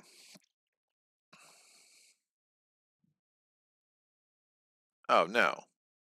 No. No. I'm a goofball. I'm a goofball. Forget this. I am moving. It's just I'm moving in a different tempo. I am moving. Right, because I'm going to play crossover to move. When you so I was thinking this wasn't movement, but it is movement. You may discard it from. You may discard this card from your hand to generate stamina for a movement. I'm moving now. If I do, I can immediately overrun the monsters at a normal movement. So I am moving, so I don't get threatened. That was my plan, was to play that, but I am moving. And if I do that, I remove a struggle.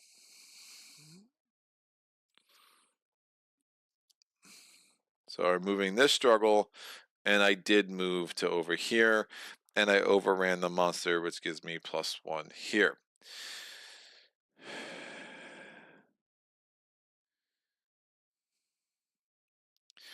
Now I'm going to play Slice to play Cut Through, and I'm going to, you may immediately overrun the monster. I did that again. It's my second time I overran the monster, so that lets me immediately get access to this. When I overrun the monster, I deal my base weapon damage, or I draw 1. If I overdraw through monster over, so that's not going to trigger this time, but next time it will trigger. But when I immediately overrun the monster, if I do, I draw 1. I'm going to draw 1 because I just overran the monster. Oh, look at that. It's a red. That could chain after another red. Not that helpful. If I got a third offensive card out in a row, I would do I would do my battle dance, but I don't think that's happening. And I just don't think I can do much else here. So I just chill. If I could overrun a third time, that doesn't seem to make much sense. I don't want to end up with 0 cards in my hand because that sucked. And that would make Thoreg discard down to 4, and I don't want him to do that. Remember, that was with that thing. Yeah, every player is in marked sector. Oh, he's not in a marked sector. But I don't necessarily want to suffer damage. I don't know if I want that to become the active card. Yeah, that's fine. We'll all just chill as we are. So I'm going to end my turn. I played the 1 blue. This blue also would have removed a struggle. I did forget to do that. So crossover remove the struggle because of the words on the card. And this remove the struggle because that's what blue cards do. So I'm going to end my turn there. I'm going to do an attrition check. It is a 1. Of course, I only have 0 defensive cards in play, so I take 1 damage. He's not +1 this time, so that's helpful. We're going to discard this. We're going to, nope, this card is over here. Keep doing that wrong. We draw to my hand limit, which is 5. Shadow Strike. This and this. They're good. That will come over here. Said hand limit before from a monster effect, or was it discard down to 4? It was discard down to 4. Yeah, reduce their hand to 4. So I'm assuming that's a discard down to 4. There's no the things that reduce your hand draw would be like these -1s. So I'm reading that as discard down to 4. I think that would have to be a lot clearer if it's saying your hand limit's now 4, and then for how long, right? I don't think that would make sense. Sagitt, wonder if they will add general characters and enemies to this game. Yeah, I think what they really need is a Manticore, and then I'm gonna give it to someone else to paint, because I think my painting days are officially done. So it is what it is. So I took the 1 attrition damage, so I'm at 6 damage, which isn't great since I already had to use my Alamore potion, so a little concerned about that. We are now going to go to. He's going to turn to face the aggro player. He's already facing Kara, so that's fine. We're now going to go to Thorag's turn. Right? Thorag has no red cards, which is super awesome and makes me really happy. Now, if I play an aggro card too, we have some problems, so we're going to try to avoid that. And how can we avoid that best? Well, first we should move. So we're going to move. Yeah, I'm not feeling the +1 damage here. Problem is we're going to have to move to a marked sector in a way that makes me a little bit nervous. And we know that the attrition deck has a 2 and a 3 left among the remaining cards, but 2/3 of the time it's going to be a card that I'm going to want to see. I definitely want to keep Tenacity in my hand. We're doing okay with Struggle. We can definitely reveal that. Rapid Blow is fine, but not the most amazing.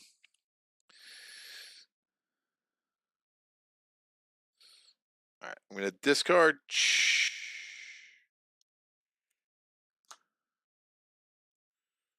Charge to move here. Let's hang out. We're friends.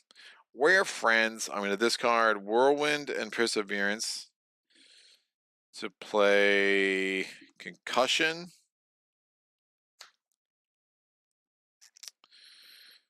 It's not the greatest of things I've ever done. Wow. Oh, my health is critical.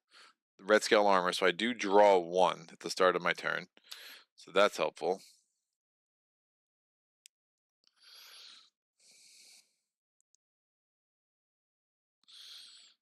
Yeah, so I'll discard Exhausting Strike and Whirlwind to play Concussion. That removes 1 struggle inherently because it's a blue card, and that's what blue cards do. It's going to let me add a stun effect. What do I want to stun? I don't know. Where are the stun effects? That's blind, vulnerable. Here you go. So I'm going to put this on the aggro card. And then I could choose any player. So I'm going to choose Kara to reveal 2 red cards, up to 2 red cards from her hand. She has 2 red cards. And then it's going to deal 6 damage because it's 3 times her base weapon level. Her base weapon damage on her weapon level is 3. She revealed 2 cards, so 2 times 3 is 6. So we're doing 6 damage over here. So we're going to make this look like 8. So that's the first stun card. I'm going to put a marker on here because I did a stun, so that makes me happy. And then we're going to play Rapid Blow, discarding that to play Perseverance. That's my first offensive card, and that lets me draw a card, which gives me evasive action. I'm not going to play evasive action just yet. What the heck green card did I take out of my deck?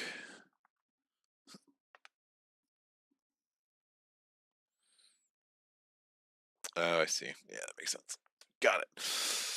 So, I ended my turn with 2 cards over here. I did that on purpose. So she gets a stamina token. He's also getting a stamina token now, which is what made me think about. I didn't do that with Kara.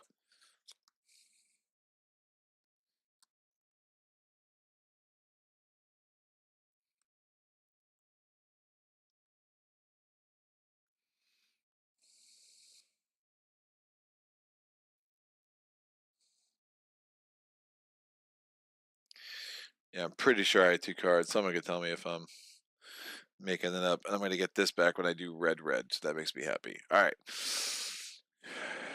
Great. So that's the end of my turn. I have 2 cards left. We're going to go to the attrition phase. It is a 1. We are good. No harm, no foul. Wolf. And then we're going to take these cards away. Draw up to my hand limit, which is 5. Tenacity still in my hand, so we're actually going to get a 6 card from that. All right. These all will come over here. I did not play an aggro card, so the aggro token stays with Kara. Ooze is going to turn to face the aggro player, so already facing that direction. So that's fine. We're going to go to the end of the round. Each player in an aggro section is going to take damage times 2 unless they reveal 2 green cards from their hand.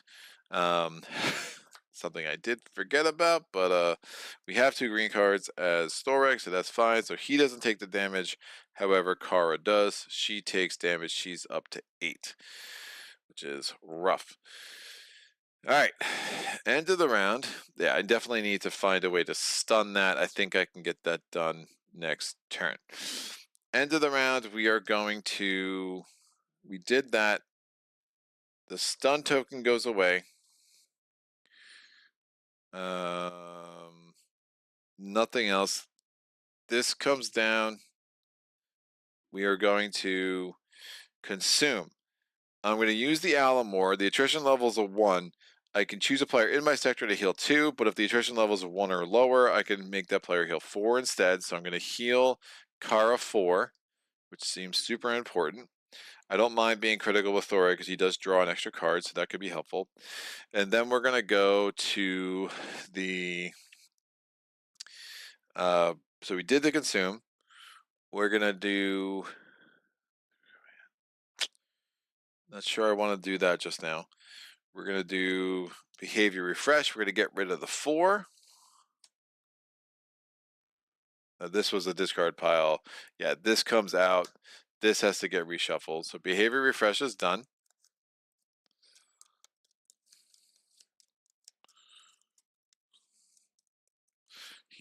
Thorek did move, so he's no longer threatened.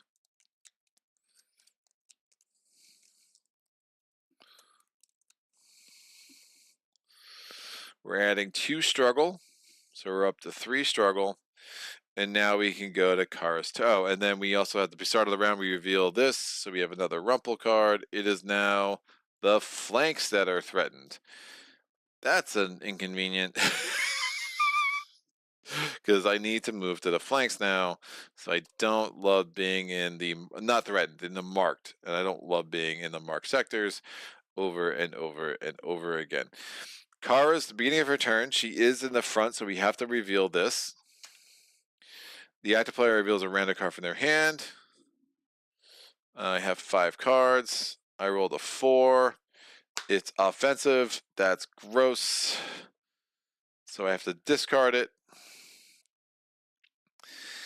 That's bad. This comes out. If Ooze turns, we have to reveal that, and we still have the aggro card problem over there, and that could be bad.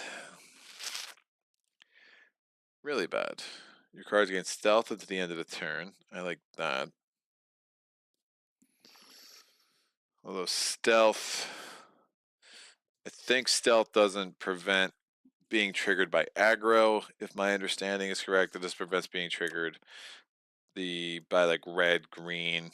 Yeah, aggro cards would still trigger that, and if I had run out of cards, that would still trigger. If I make Ooze move, that's going to trigger. Going through this, we're going to heal 1 because of the plant.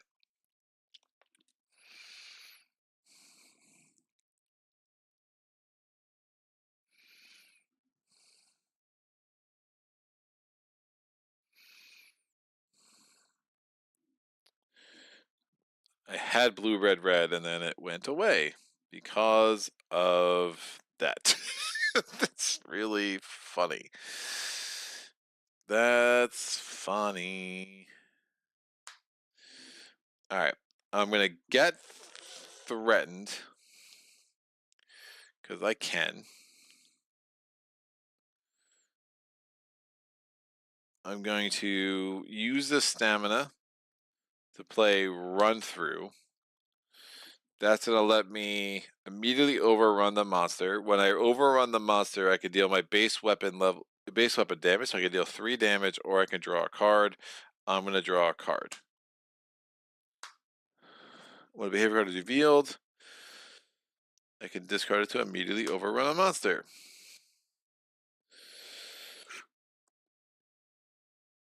Oh, man. I probably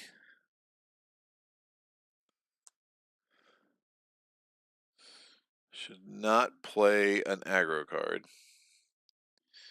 because we're hurting. Well, maybe.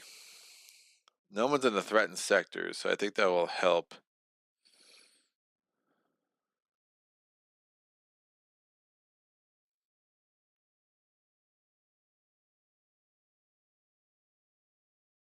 Oh, when I overrun the monster,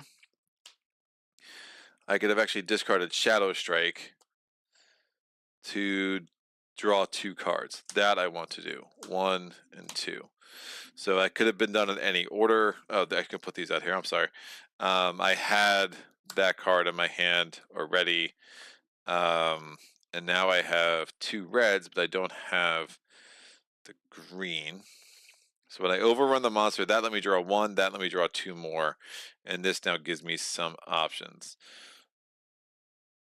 When the monster changes orientation, that seems not great. I know there's a 2 and a 3 in here. I'm trying to limit how much damage I do, how much damage I take.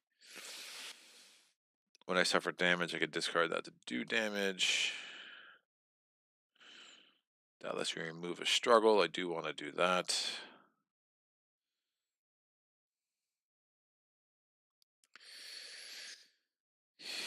If I do 3 damage there, I haven't done Battle Dance at all, which is a super big problem.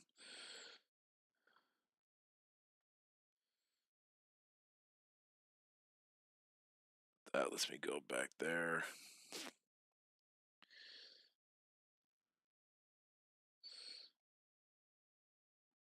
That's also interesting. Ugh.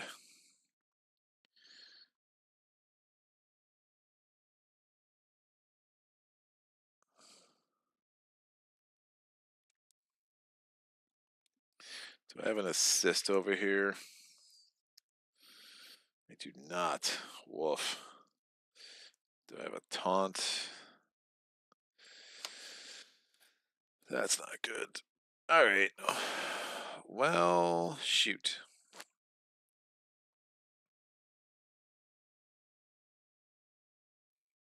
I'm going to play discard Blade Rush. I have to get these cards over here. It's driving me nuts. Discard Blade Rush to play Natural Agility. I'm going to discard Disengage to play Scythe. When I play Scythe, after Natural Ability, it lets me draw a card. It's a yellow. It removes 1 struggle. And it's going to do, it lets me draw a card because of that. It lets me do this. And then I'm going to do my weapon level damage, which is just 3. I'm going to make this 8 look like 11.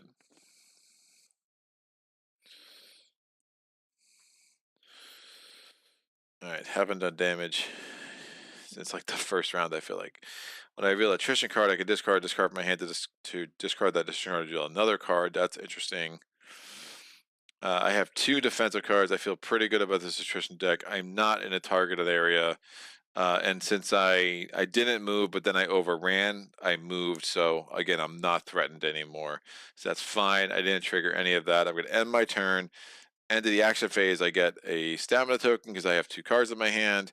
We're going to go to the attrition phase. It's a 2. I'm safe. These cards go away. I draw to my hand limit, which is 5. So 1. End of my deck, I suffer a damage. That gets me back to 4. We shuffle this back up. I also get a counter on here So now I'm +1 damage because I emptied my deck. So now the base weapon level damage is 4.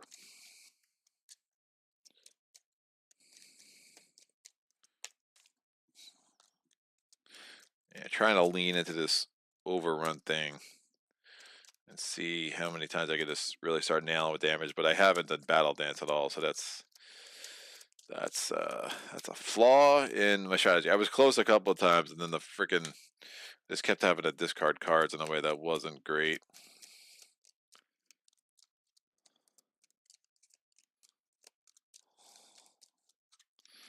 All right, drawing up the 2 more cards. It's a green and a red. Don't mind that.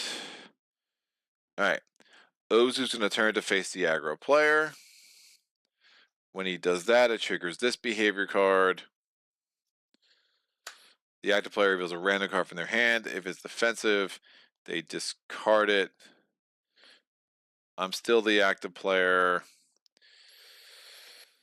Rolling a die. I rolled a 4. That would be this card, so I do have to discard it. Otherwise, I would have suffered damage. That's fine. Do I want to overrun the monster? No. I don't think that makes sense. I have one of behavior card revealed that could discard this or overrun the monster, but again, don't really want to do that. That's good. This goes here. And now we get a rampage card, because of course we do. Now, note, again, I really want to stay in these sectors. The threatened sectors are here and here. I don't think I'm going to have 2 green cards, and damage ×2 is not fun, and I don't think I'm going to be able to blind this guy, especially because I'm in the back, not in the front. So, how do we want to make this work? Well, I do want to stun him again, and that will make me happy. And sure, my health is critical. So red scale armies, you draw a card. Because my deck is empty, I take a damage immediately and reshuffle this.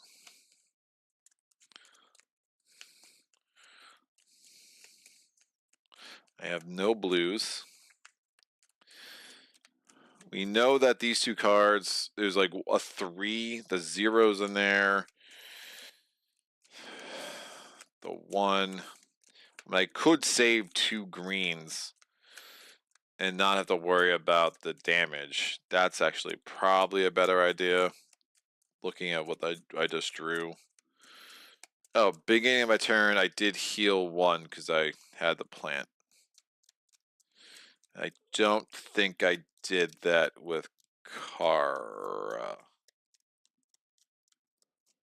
Pretty sure I healed her 4.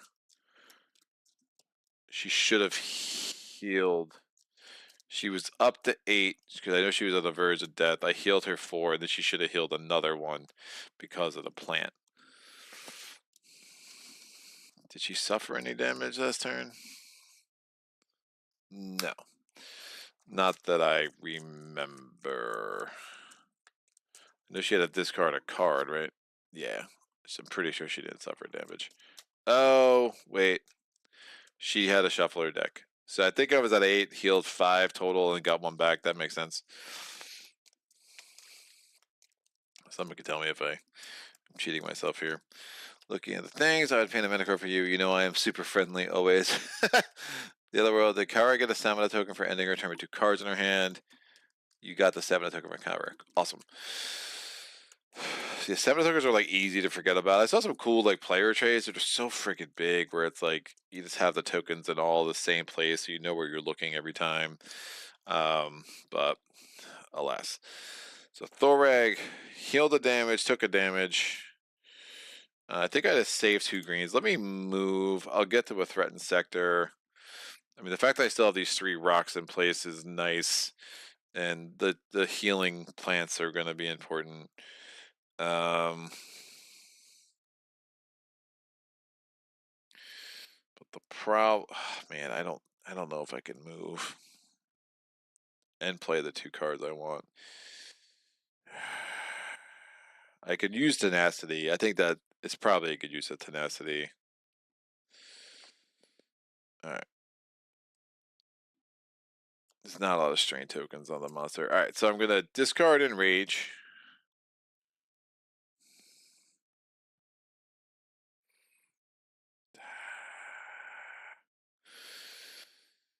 Yeah, I have to limit some things here.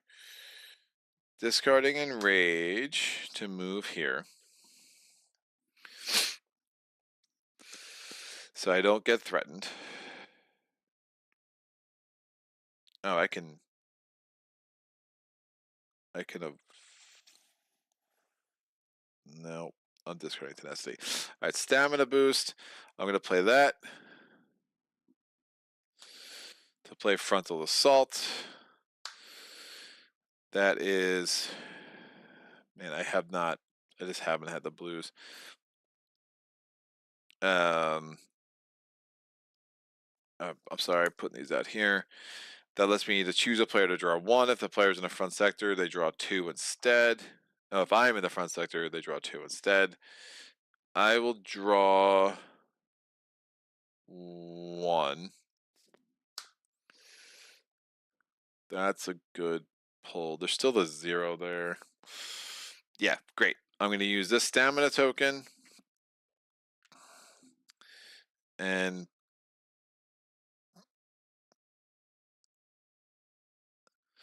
evasive action, which gives me 1 stamina to get 2 more stamina. They'll play knockout. Knockout's going to let me stun the monster. I'll stun this. Who cares? That's going to give me my second here. So Massive Blow is open. When I play a blue, I deal 2 damage. If I play blue, red, red, I stun the monster.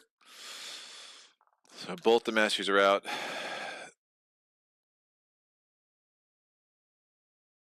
I forgot to add damage because of this. So when you play that, Greg, you should probably also do the damage. So take this back for a second. I had this and the stamina token to play this. I'm doing 5 damage because of this. That's 16. I'm going to make that look like 2. That does a wound. That gets us down to 7, which means we advance stances. These are both permanent, so they're going to stay. If all players become dazed, then place lightning on top of the behavior deck. Lightning, he gains a struggle. Aggro player suffers damage unless they reveal a green from their hand. Fine. Not fine. So all players become dazed. Dazed is interesting. Where are the dazed tokens? So dazed means the next blue I play, it still removes 1 struggle, but any writing on the card is ignored. Alright, so I'm going to put dazed on top of the deck just to make sure I remember that it's there. Alright, now I'm going to play this, and this. That's going to do a couple things. So it stuns the monster. And when I stun, I'm going to reveal these 2 cards to do 6 more damage. Now it's only 10 health to another wound, and then at 3 it gets replaced, and it's still only 1 damage per attack. I also am going to do the 5 damage from the attack here, so we're up to 13. At 13, we remove 10, that's another wound, so down to 6. Yeah. And I think I'm just going to chill there, and hopefully I have a 25% chance of pulling a 0 here. And again, we could always make that go away if we need to. So, end of my turn. I'm going to get a stamina token back because I have 2 cards. We're going to do the attrition check. It's the 3. I'm glad I did not try to do anything with that. I suffer 1 damage. Gets me up to 8. Or do I want to... No, let me just get rid of this rock while I have the chance. So that's going to go away. Oh, actually, my base level damage was +1. So it gets +1 damage, max 4 times a game.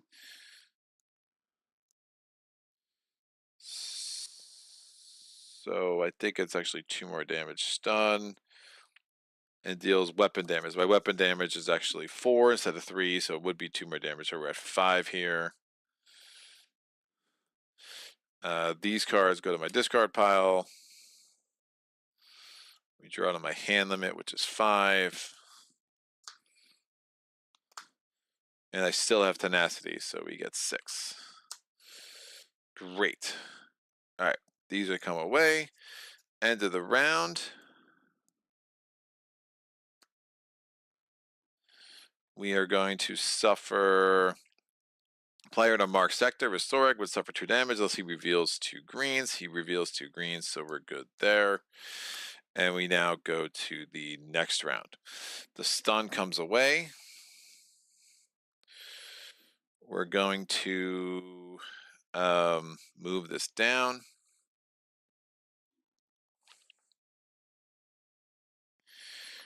We are going to get a new rumble card, so everything's a marked sector except for the back.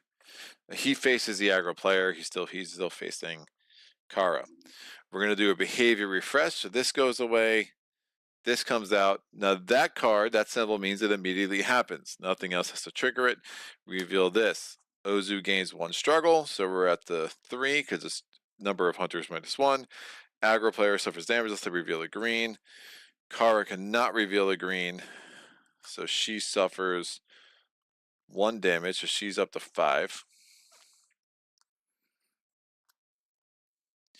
Now this goes away, and this comes out. So the behavior refresh is done.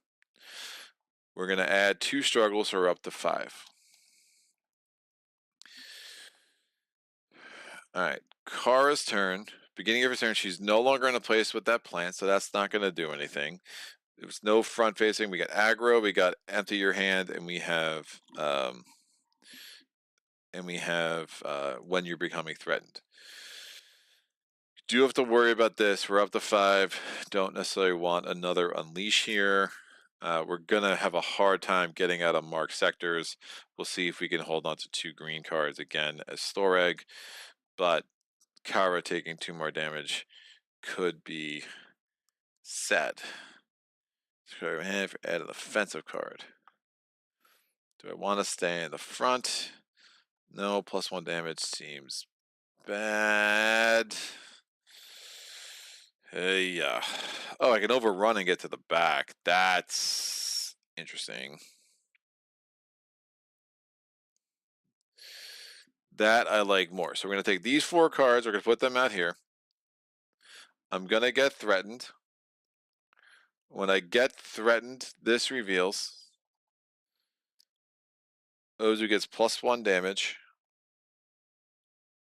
to the end of the round. Ah, shh. Well, if he becomes this, I think I can make work. He gets +1 damage to the end of the round. And there's all this flavor text on here. With a boom from the sky, lightning strikes Ozu's horn, channeling its energy. The monster suddenly lights up. Its wings vibrate frantically, and its eyes sparkle with the destructive fury. That's his wings. That's what happens. All right, this goes here. That's a red card, of course. When a behavior card is revealed, you may discard a card from your hand to immediately overrun the monster.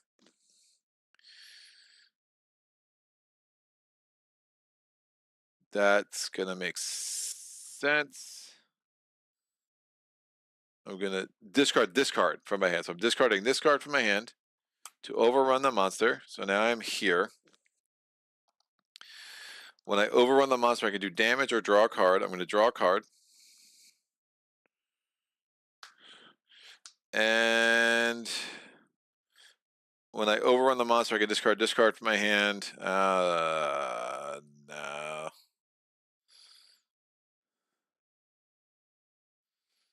To do 4 damage.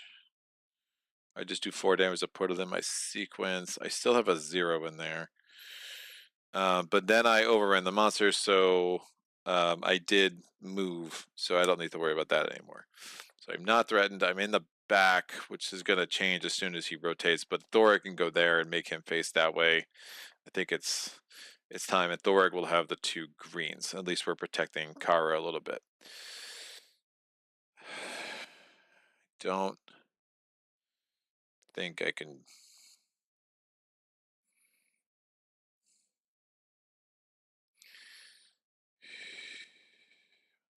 You feel the decision card.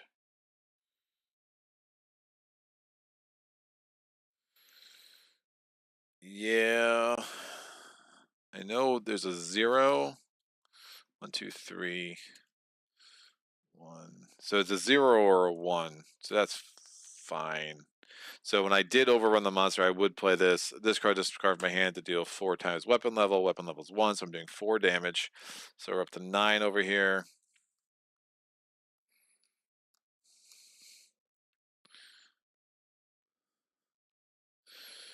And then we're going to play this just to have 1 defensive card out.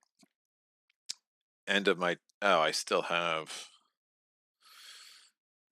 the... Yeah, I still have the stamina token. I can't take any more, just is what it is. I did not play an aggro card, but I'm already the aggro player. Attrition check. It's a 1. Act surprise. This goes away. And then we draw out to my hand limit, which is 5. And we're still dazed until we play a blue card. Alas, I haven't pulled any. These cards go away. Oh, right, because if I had played a red card, I would have triggered that. So that's one of the reasons I didn't want to do that. That makes sense. I knew there was reasons. I knew I had reasons. And so attrition check is done. We drew out to my hand limit. He turns to face the aggro player. And that's the end of Kara's turn. All right. We go to Thoreg's turn. Thoreg, beginning of turn effects, is going to heal 1. It's going to draw a card because of the red scale armor. We have disruption. Okay. Thoreg still doesn't have any. I just haven't seen a blue in forever. It's going to want to make sure we hold on to 2 of these greens because it's going to be in a threatened sector again. But to make sure that happens, we need to make sure Thoreg becomes the aggro player. And that's a little risky, but some risks have to be taken. So we're going to discard this stamina token to move here so I do not become threatened. And yeesh. Increase the damage. Discard stamina +2 at the end of the turn. Okay.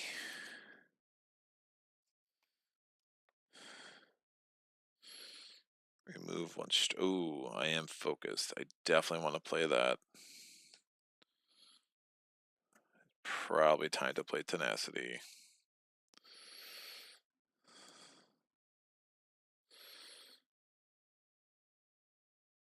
All right, here we go. We're going to just try to do a ton of damage. So I'm playing Chase. When I discard, I get +2 to my weapon level, or +2 damage, +2 weapon level damage. So it's weapon level times 2 is 2. So +2 to for the rest of the turn. Great. All right, now I'm playing. I discarded that to generate a stamina. Let's play Decisive Effort. Decisive Effort increases the damage of the next attack by 3 if the next card I play is a red card. I'm now playing Tenacity. Tenacity gives me 2 stamina, lets me play for a Heavy Smash. Heavy Smash is a red card, so a bunch of stuff's going to trigger, so hang tight. And Tenacity was the one that kept giving me an extra card draw. I had to get rid of it at some point. Now's the time. Now, let's do all the stuff at Heavy Smash. Heavy Smash is doing 5 because of that, +2 +3, so that's 10 damage. Additionally, since my mastery is focused, I get to remove 3 struggles, so that's super important. And the 10 damage comes over here. That's 19. We'll remove 10 and do a wound. Now, I played a red card that's aggro, so both of those things are going to trigger. First and foremost, we're going to trigger... Oh, and I take the aggro token, so that's going to put a little more attention on Thoreg over here. The aggro card... Ooh, I could have done those in either order. That's going to be gross. Oof. I knew what that was. Never mind. I'm doing this first. I forget what this is. The active player is in a marked sector. They suffer damage unless they discard a random card from their hand. Yeesh. Do I suffer damage? I'll suffer the damage because I have to make sure I have 2 greens. So doing this and this, so I'm up to 8. I have 10 health. That goes away. This comes out. Another struggle. This gets reshuffled. Please don't be the exclamation point. Oh, you gotta be freaking kidding me. I'm gonna die. Alright, this comes out. It is Ooze who gets +1 damage to the end of the turn. So there were 2 things that give him +2 damage. So he's at +3. So he's doing 3 damage every time you take monster damage. This comes out. That immediately triggers Ooze gains a struggle. So he's at 4. The aggro player suffers damage unless they reveal the green. I can reveal the green, fortunately, so I don't have to worry about that. That comes out. This comes. That goes away. That comes out. Now, so I'm at 8 health. Remember, I was like, I kind of realized I knew what those cards were. There was no reason not to do the aggro token, aggro card second. So now we're gonna do this disruption. Still aggro. I'm more to the aggro player, and I've already I still have the +2. I don't have this +3. That +3 was only for the 1 attack, but this +2 is still in play. So I'm doing 5 damage +2, so 7 damage. That makes this 9 look like 16. I'm gonna leave 6, and we're down to 4. Then we get down to 3, and then we're getting that much closer. End of my turn, I have 2 cards in my hand, so end of the action phase, we take that stamina token. We're now going to do the attrition check. It's going to be a 0 or a 1. Look at that. So we know this is a 1, so that's super helpful to know. And then we're going to not take any attrition damage. We're going to get rid of these 3 cards. Draw to my hand limit, which is 5. I no longer have that magical card of tenacity, unfortunately. And now again, I don't have the red, so I have the blues, which deal damage for me, but I don't have the reds, and we're all about to get whacked with attrition damage, which is not great because Thoreg is probably getting knocked out. Damn it.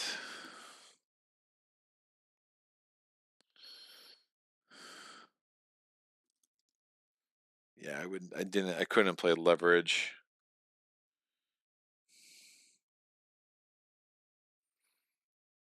Yeah, I got up to 4 quick. That's not good.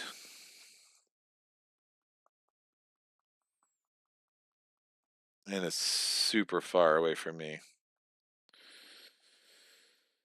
Kara's taking 2. We got some problems. Alright. End of the round. Oh, wait. Then he turns to face the aggro player. Hello. And not good. End of the round. Each player in a marked sector suffers damage ×2 unless they reveal 2 greens. Thorek can do that, so he's fine, but he's about to get knocked out now.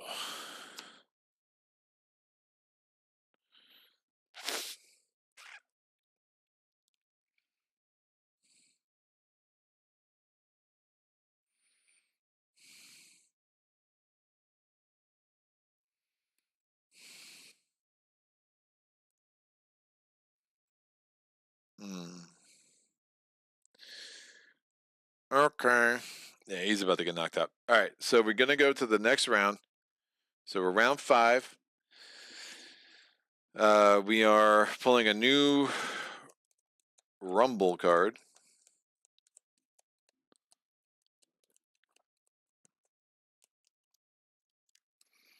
Only the front sector. We're going to do behavior refresh. Both the 4s go away. So now we have this Rampage card, and when the monster turns card, that's unlucky, because you will see. So let me get the rulebook, make sure I'm doing all the steps of this right. Again, this would probably be another thing that could be on a little cheat sheet card, but again, the lack of player aids that aren't in the rulebook is a little frustrating. So we're gonna do, this comes down, we're doing 6, we're up to 6 struggles, so it becomes 2, so it's gonna be 1 damage. This goes away at the end of the round, so only 1 damage to Kara, 1 damage to Thoreg. Oh wait, it's right, it's only 1 damage, not 2, so he's still around. That's better. Right, I keep thinking it's 2 damage, and he has 10 health, remember, because we upgraded his little armor there. So that's a lot better. Because if he got knocked out, he would have automatically turned to face Karis, which meant we had to trigger that, and we would have had to trigger that, and all of that would have sucked. But I think, all right, we're actually in okay shape because I forgot he was +1 health. Beginning of Thoreg's turn, so he's now the first player. He's going to draw a card because his health is critical. And we have that. I don't have the reds now because I'm not getting these in the right order. I could become threatened. We know that's a 1, and then we'll just reshuffle it.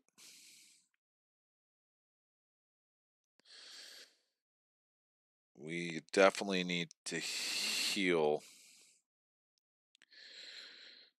Don't know if I can get enough reds. I think I just try to pile damage right now. So in the consume phase, if I had figured out he was going to stay alive, wait, this was here.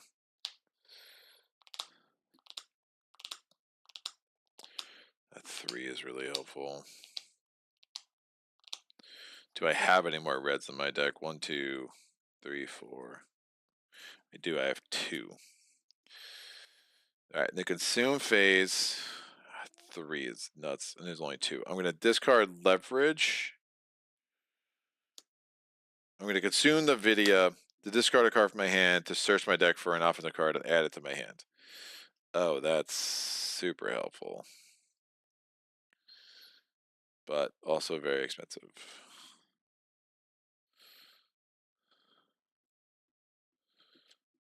How the hell am I going to play that?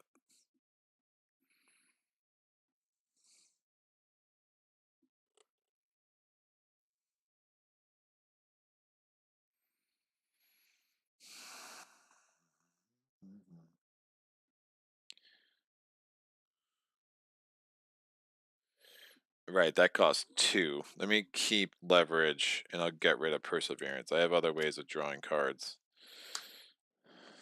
because that's the 2 stamina I need. Then I get Iron Blast. That would be helpful.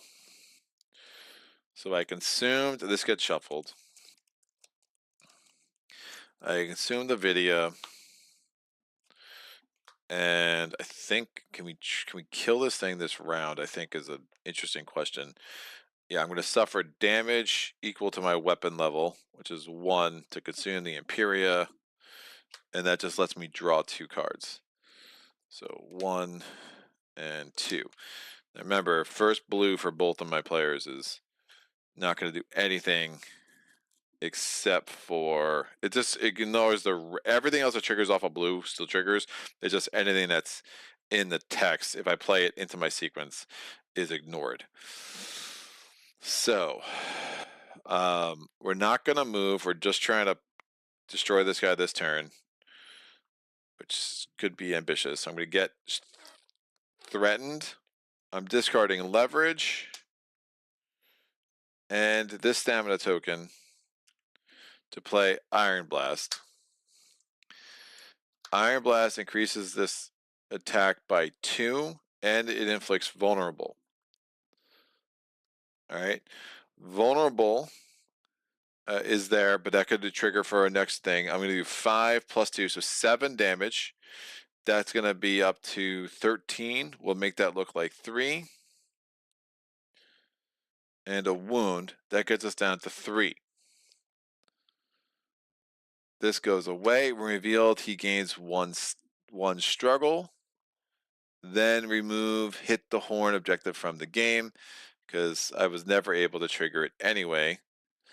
And we get another peril card at the end of the round. He gains 1 struggle for each player in a marked sector. I'm hoping never to get there. It's only 6 health per wound, so I need to do essentially 15 more damage to him, which should be pretty easily doable, and none of this is going to trigger, I think.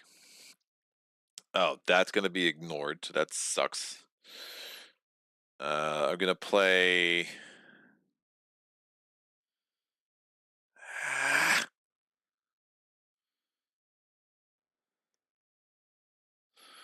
Don't want to have no I do not want to trigger this, and I can't stun him.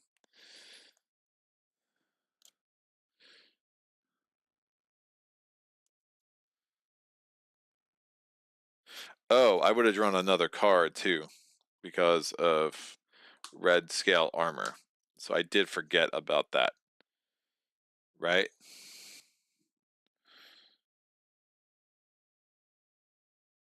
Yeah, I discarded Perseverance to draw a card as Vidya. Yeah, and then I used leverage and the stamina token to play Iron Blast, but I forgot to do the red scale armor effect as well. Even better. All right. So, I need to play a blue to get rid of my dazed. So I'm going to play Rapid Blow. It removes a struggle, but everything else in the card is ignored. Dazed goes away.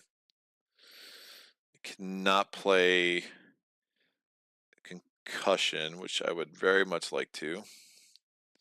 When I play a blue card, though, it does do 2 damage. I could make it 4, but I'm not going to. It does not have to be the next source of damage, which is important to remember. Now I'm going to play Exhausting Strike. I'm going to discard Exhausting Strike to play Charge. Choose a player to draw 1. I am going to choose Kara because she's our best hope here. We are going to do 2 damage, which gets us up to 7. I'm going to make that look like 1 and do a wound. And then we just have 1 card left in my hand. We are threatened. I'm gonna be knocked out. It is what it is. So, and this would also remove a struggle. So we're down to only 1 struggle.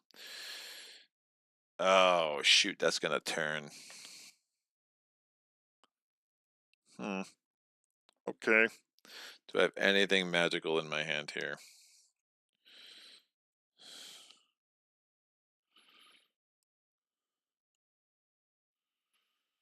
You suffer damage. I can discard this card to have that damage. That's probably important. It's still only 1 damage, so like I can only take if I have the damage.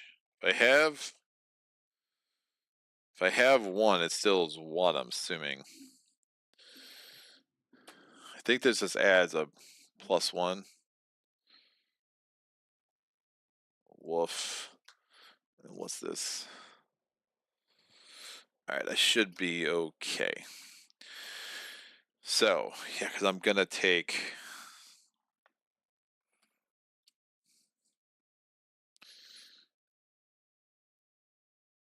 All right, when I played this, there was no reason not to do this. When I played, I still have a red card on there, so when I played that, I could have done this effect. Discard top marker I have. If it's a red, I can add it to my hand. Beautiful. That I like. Oh, dear God. That was a... I forgot I had Sledgehammer. That's amazing. All right, so when I played that, I could have pulled this because, again, it's still a blue card. It just means I ignored any text on it, but I didn't need the text anyway. When I played this, I could choose a player to draw the card. It was going to be Kara, which made a lot of sense. I cannot do that.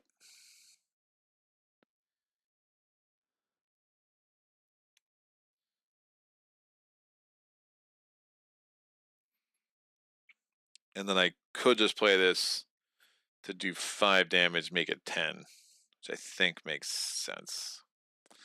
We're still going to be knocked out.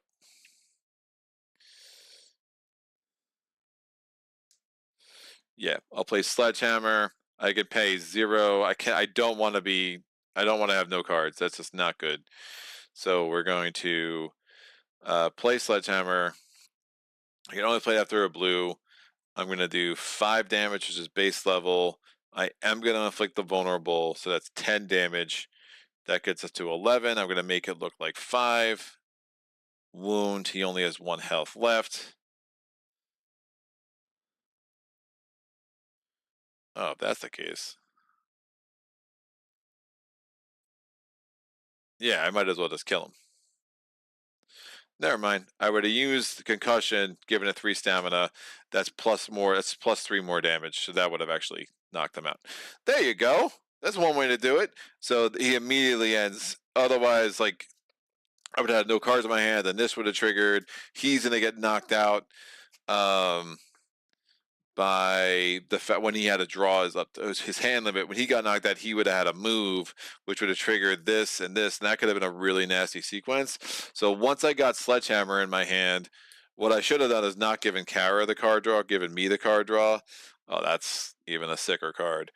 Where I still wouldn't have like lost my hand. I just forgot, remembering this, we discard the top card of your deck. If it's a red, you can add it to my hand. And the fact that Sledgehammer wasn't at the bottom, that worked out really perfectly for me. So, and then every time I play a blue, I was doing 2 damage. So to get to a ton of damage that last round, sorry, I know it probably felt a little bit anticlimactic. But once I was able to kind of figure out that puzzle, that kind of put me in a really good spot. So the fact that Ozu gets down to that like 3 health per player, you can really like kind of steamroll them a little bit that last round.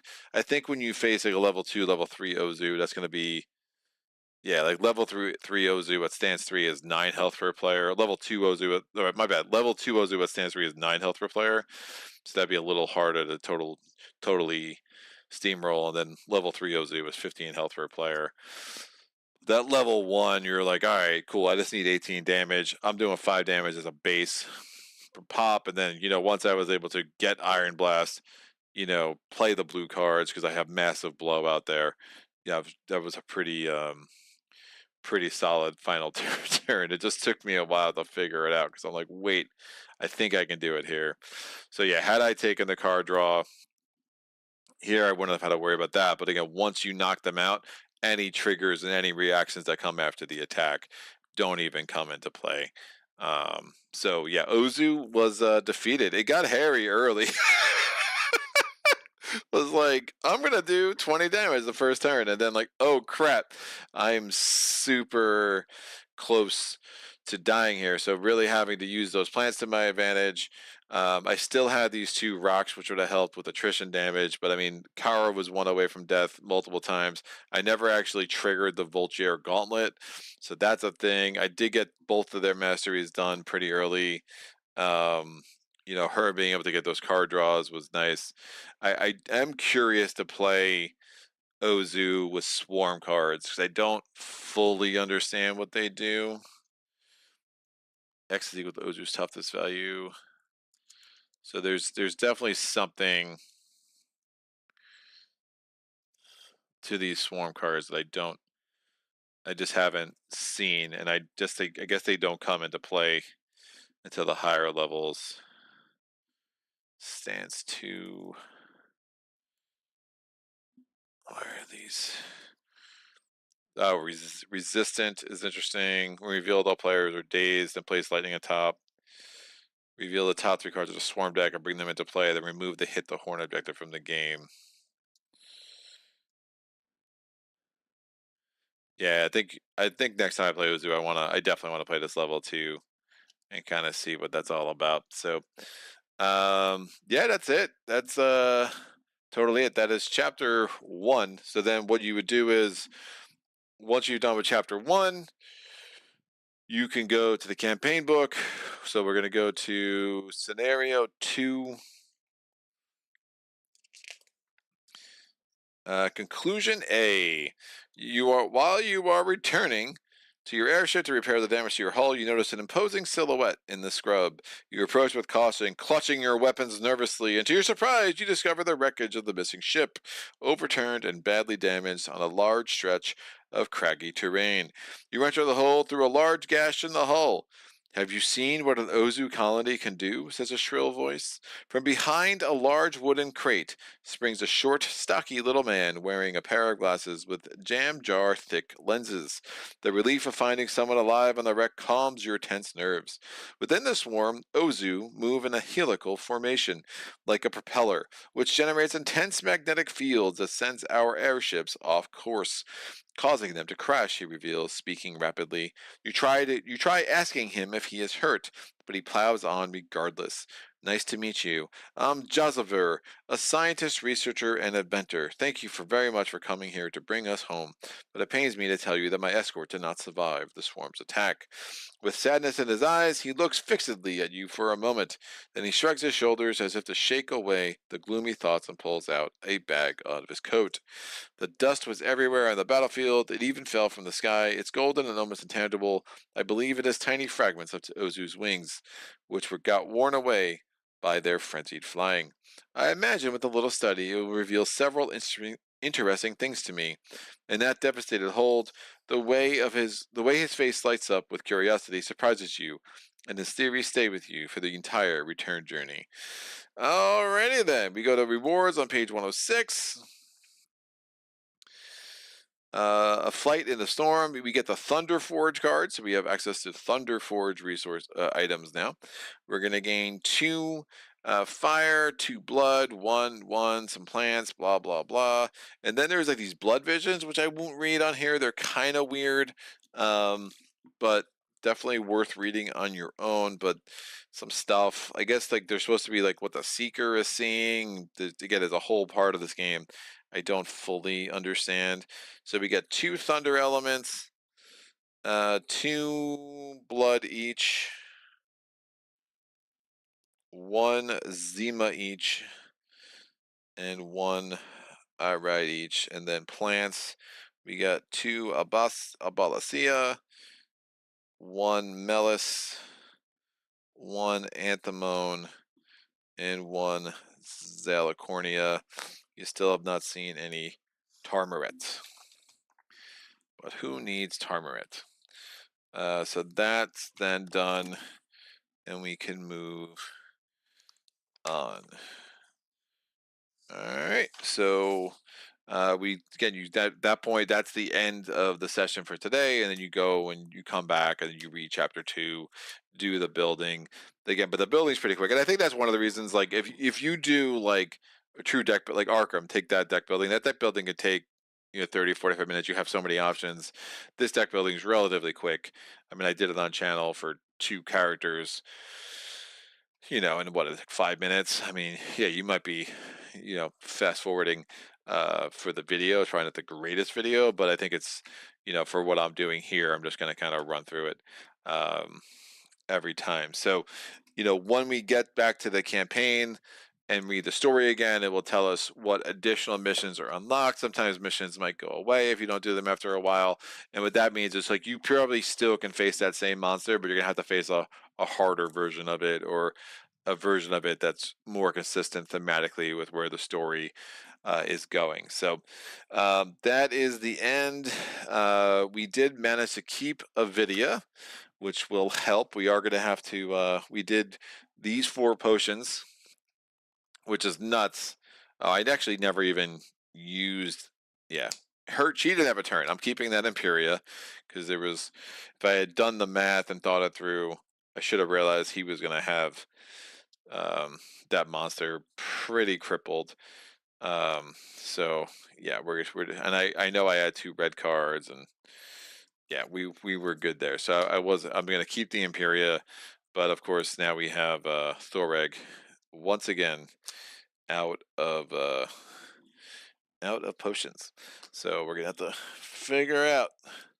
So Kara has all the herbs in the world, but we're gonna have to make sure our boy Thoreg gets something to compensate here. So do and done.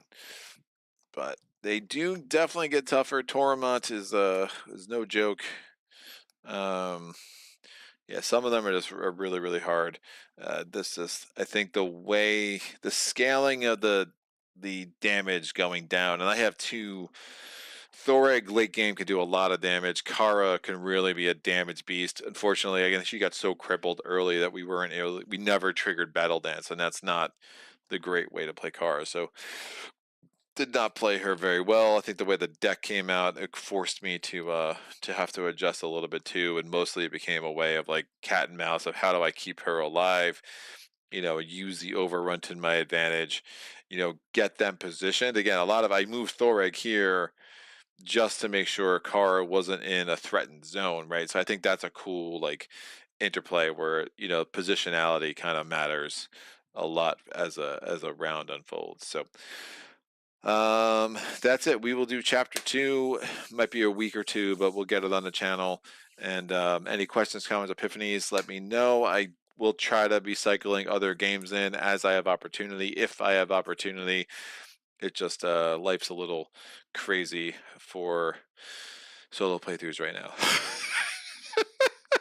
But it's all good stuff. So that is it. Thanks for stopping by, Jeremy, Theo, Sajit.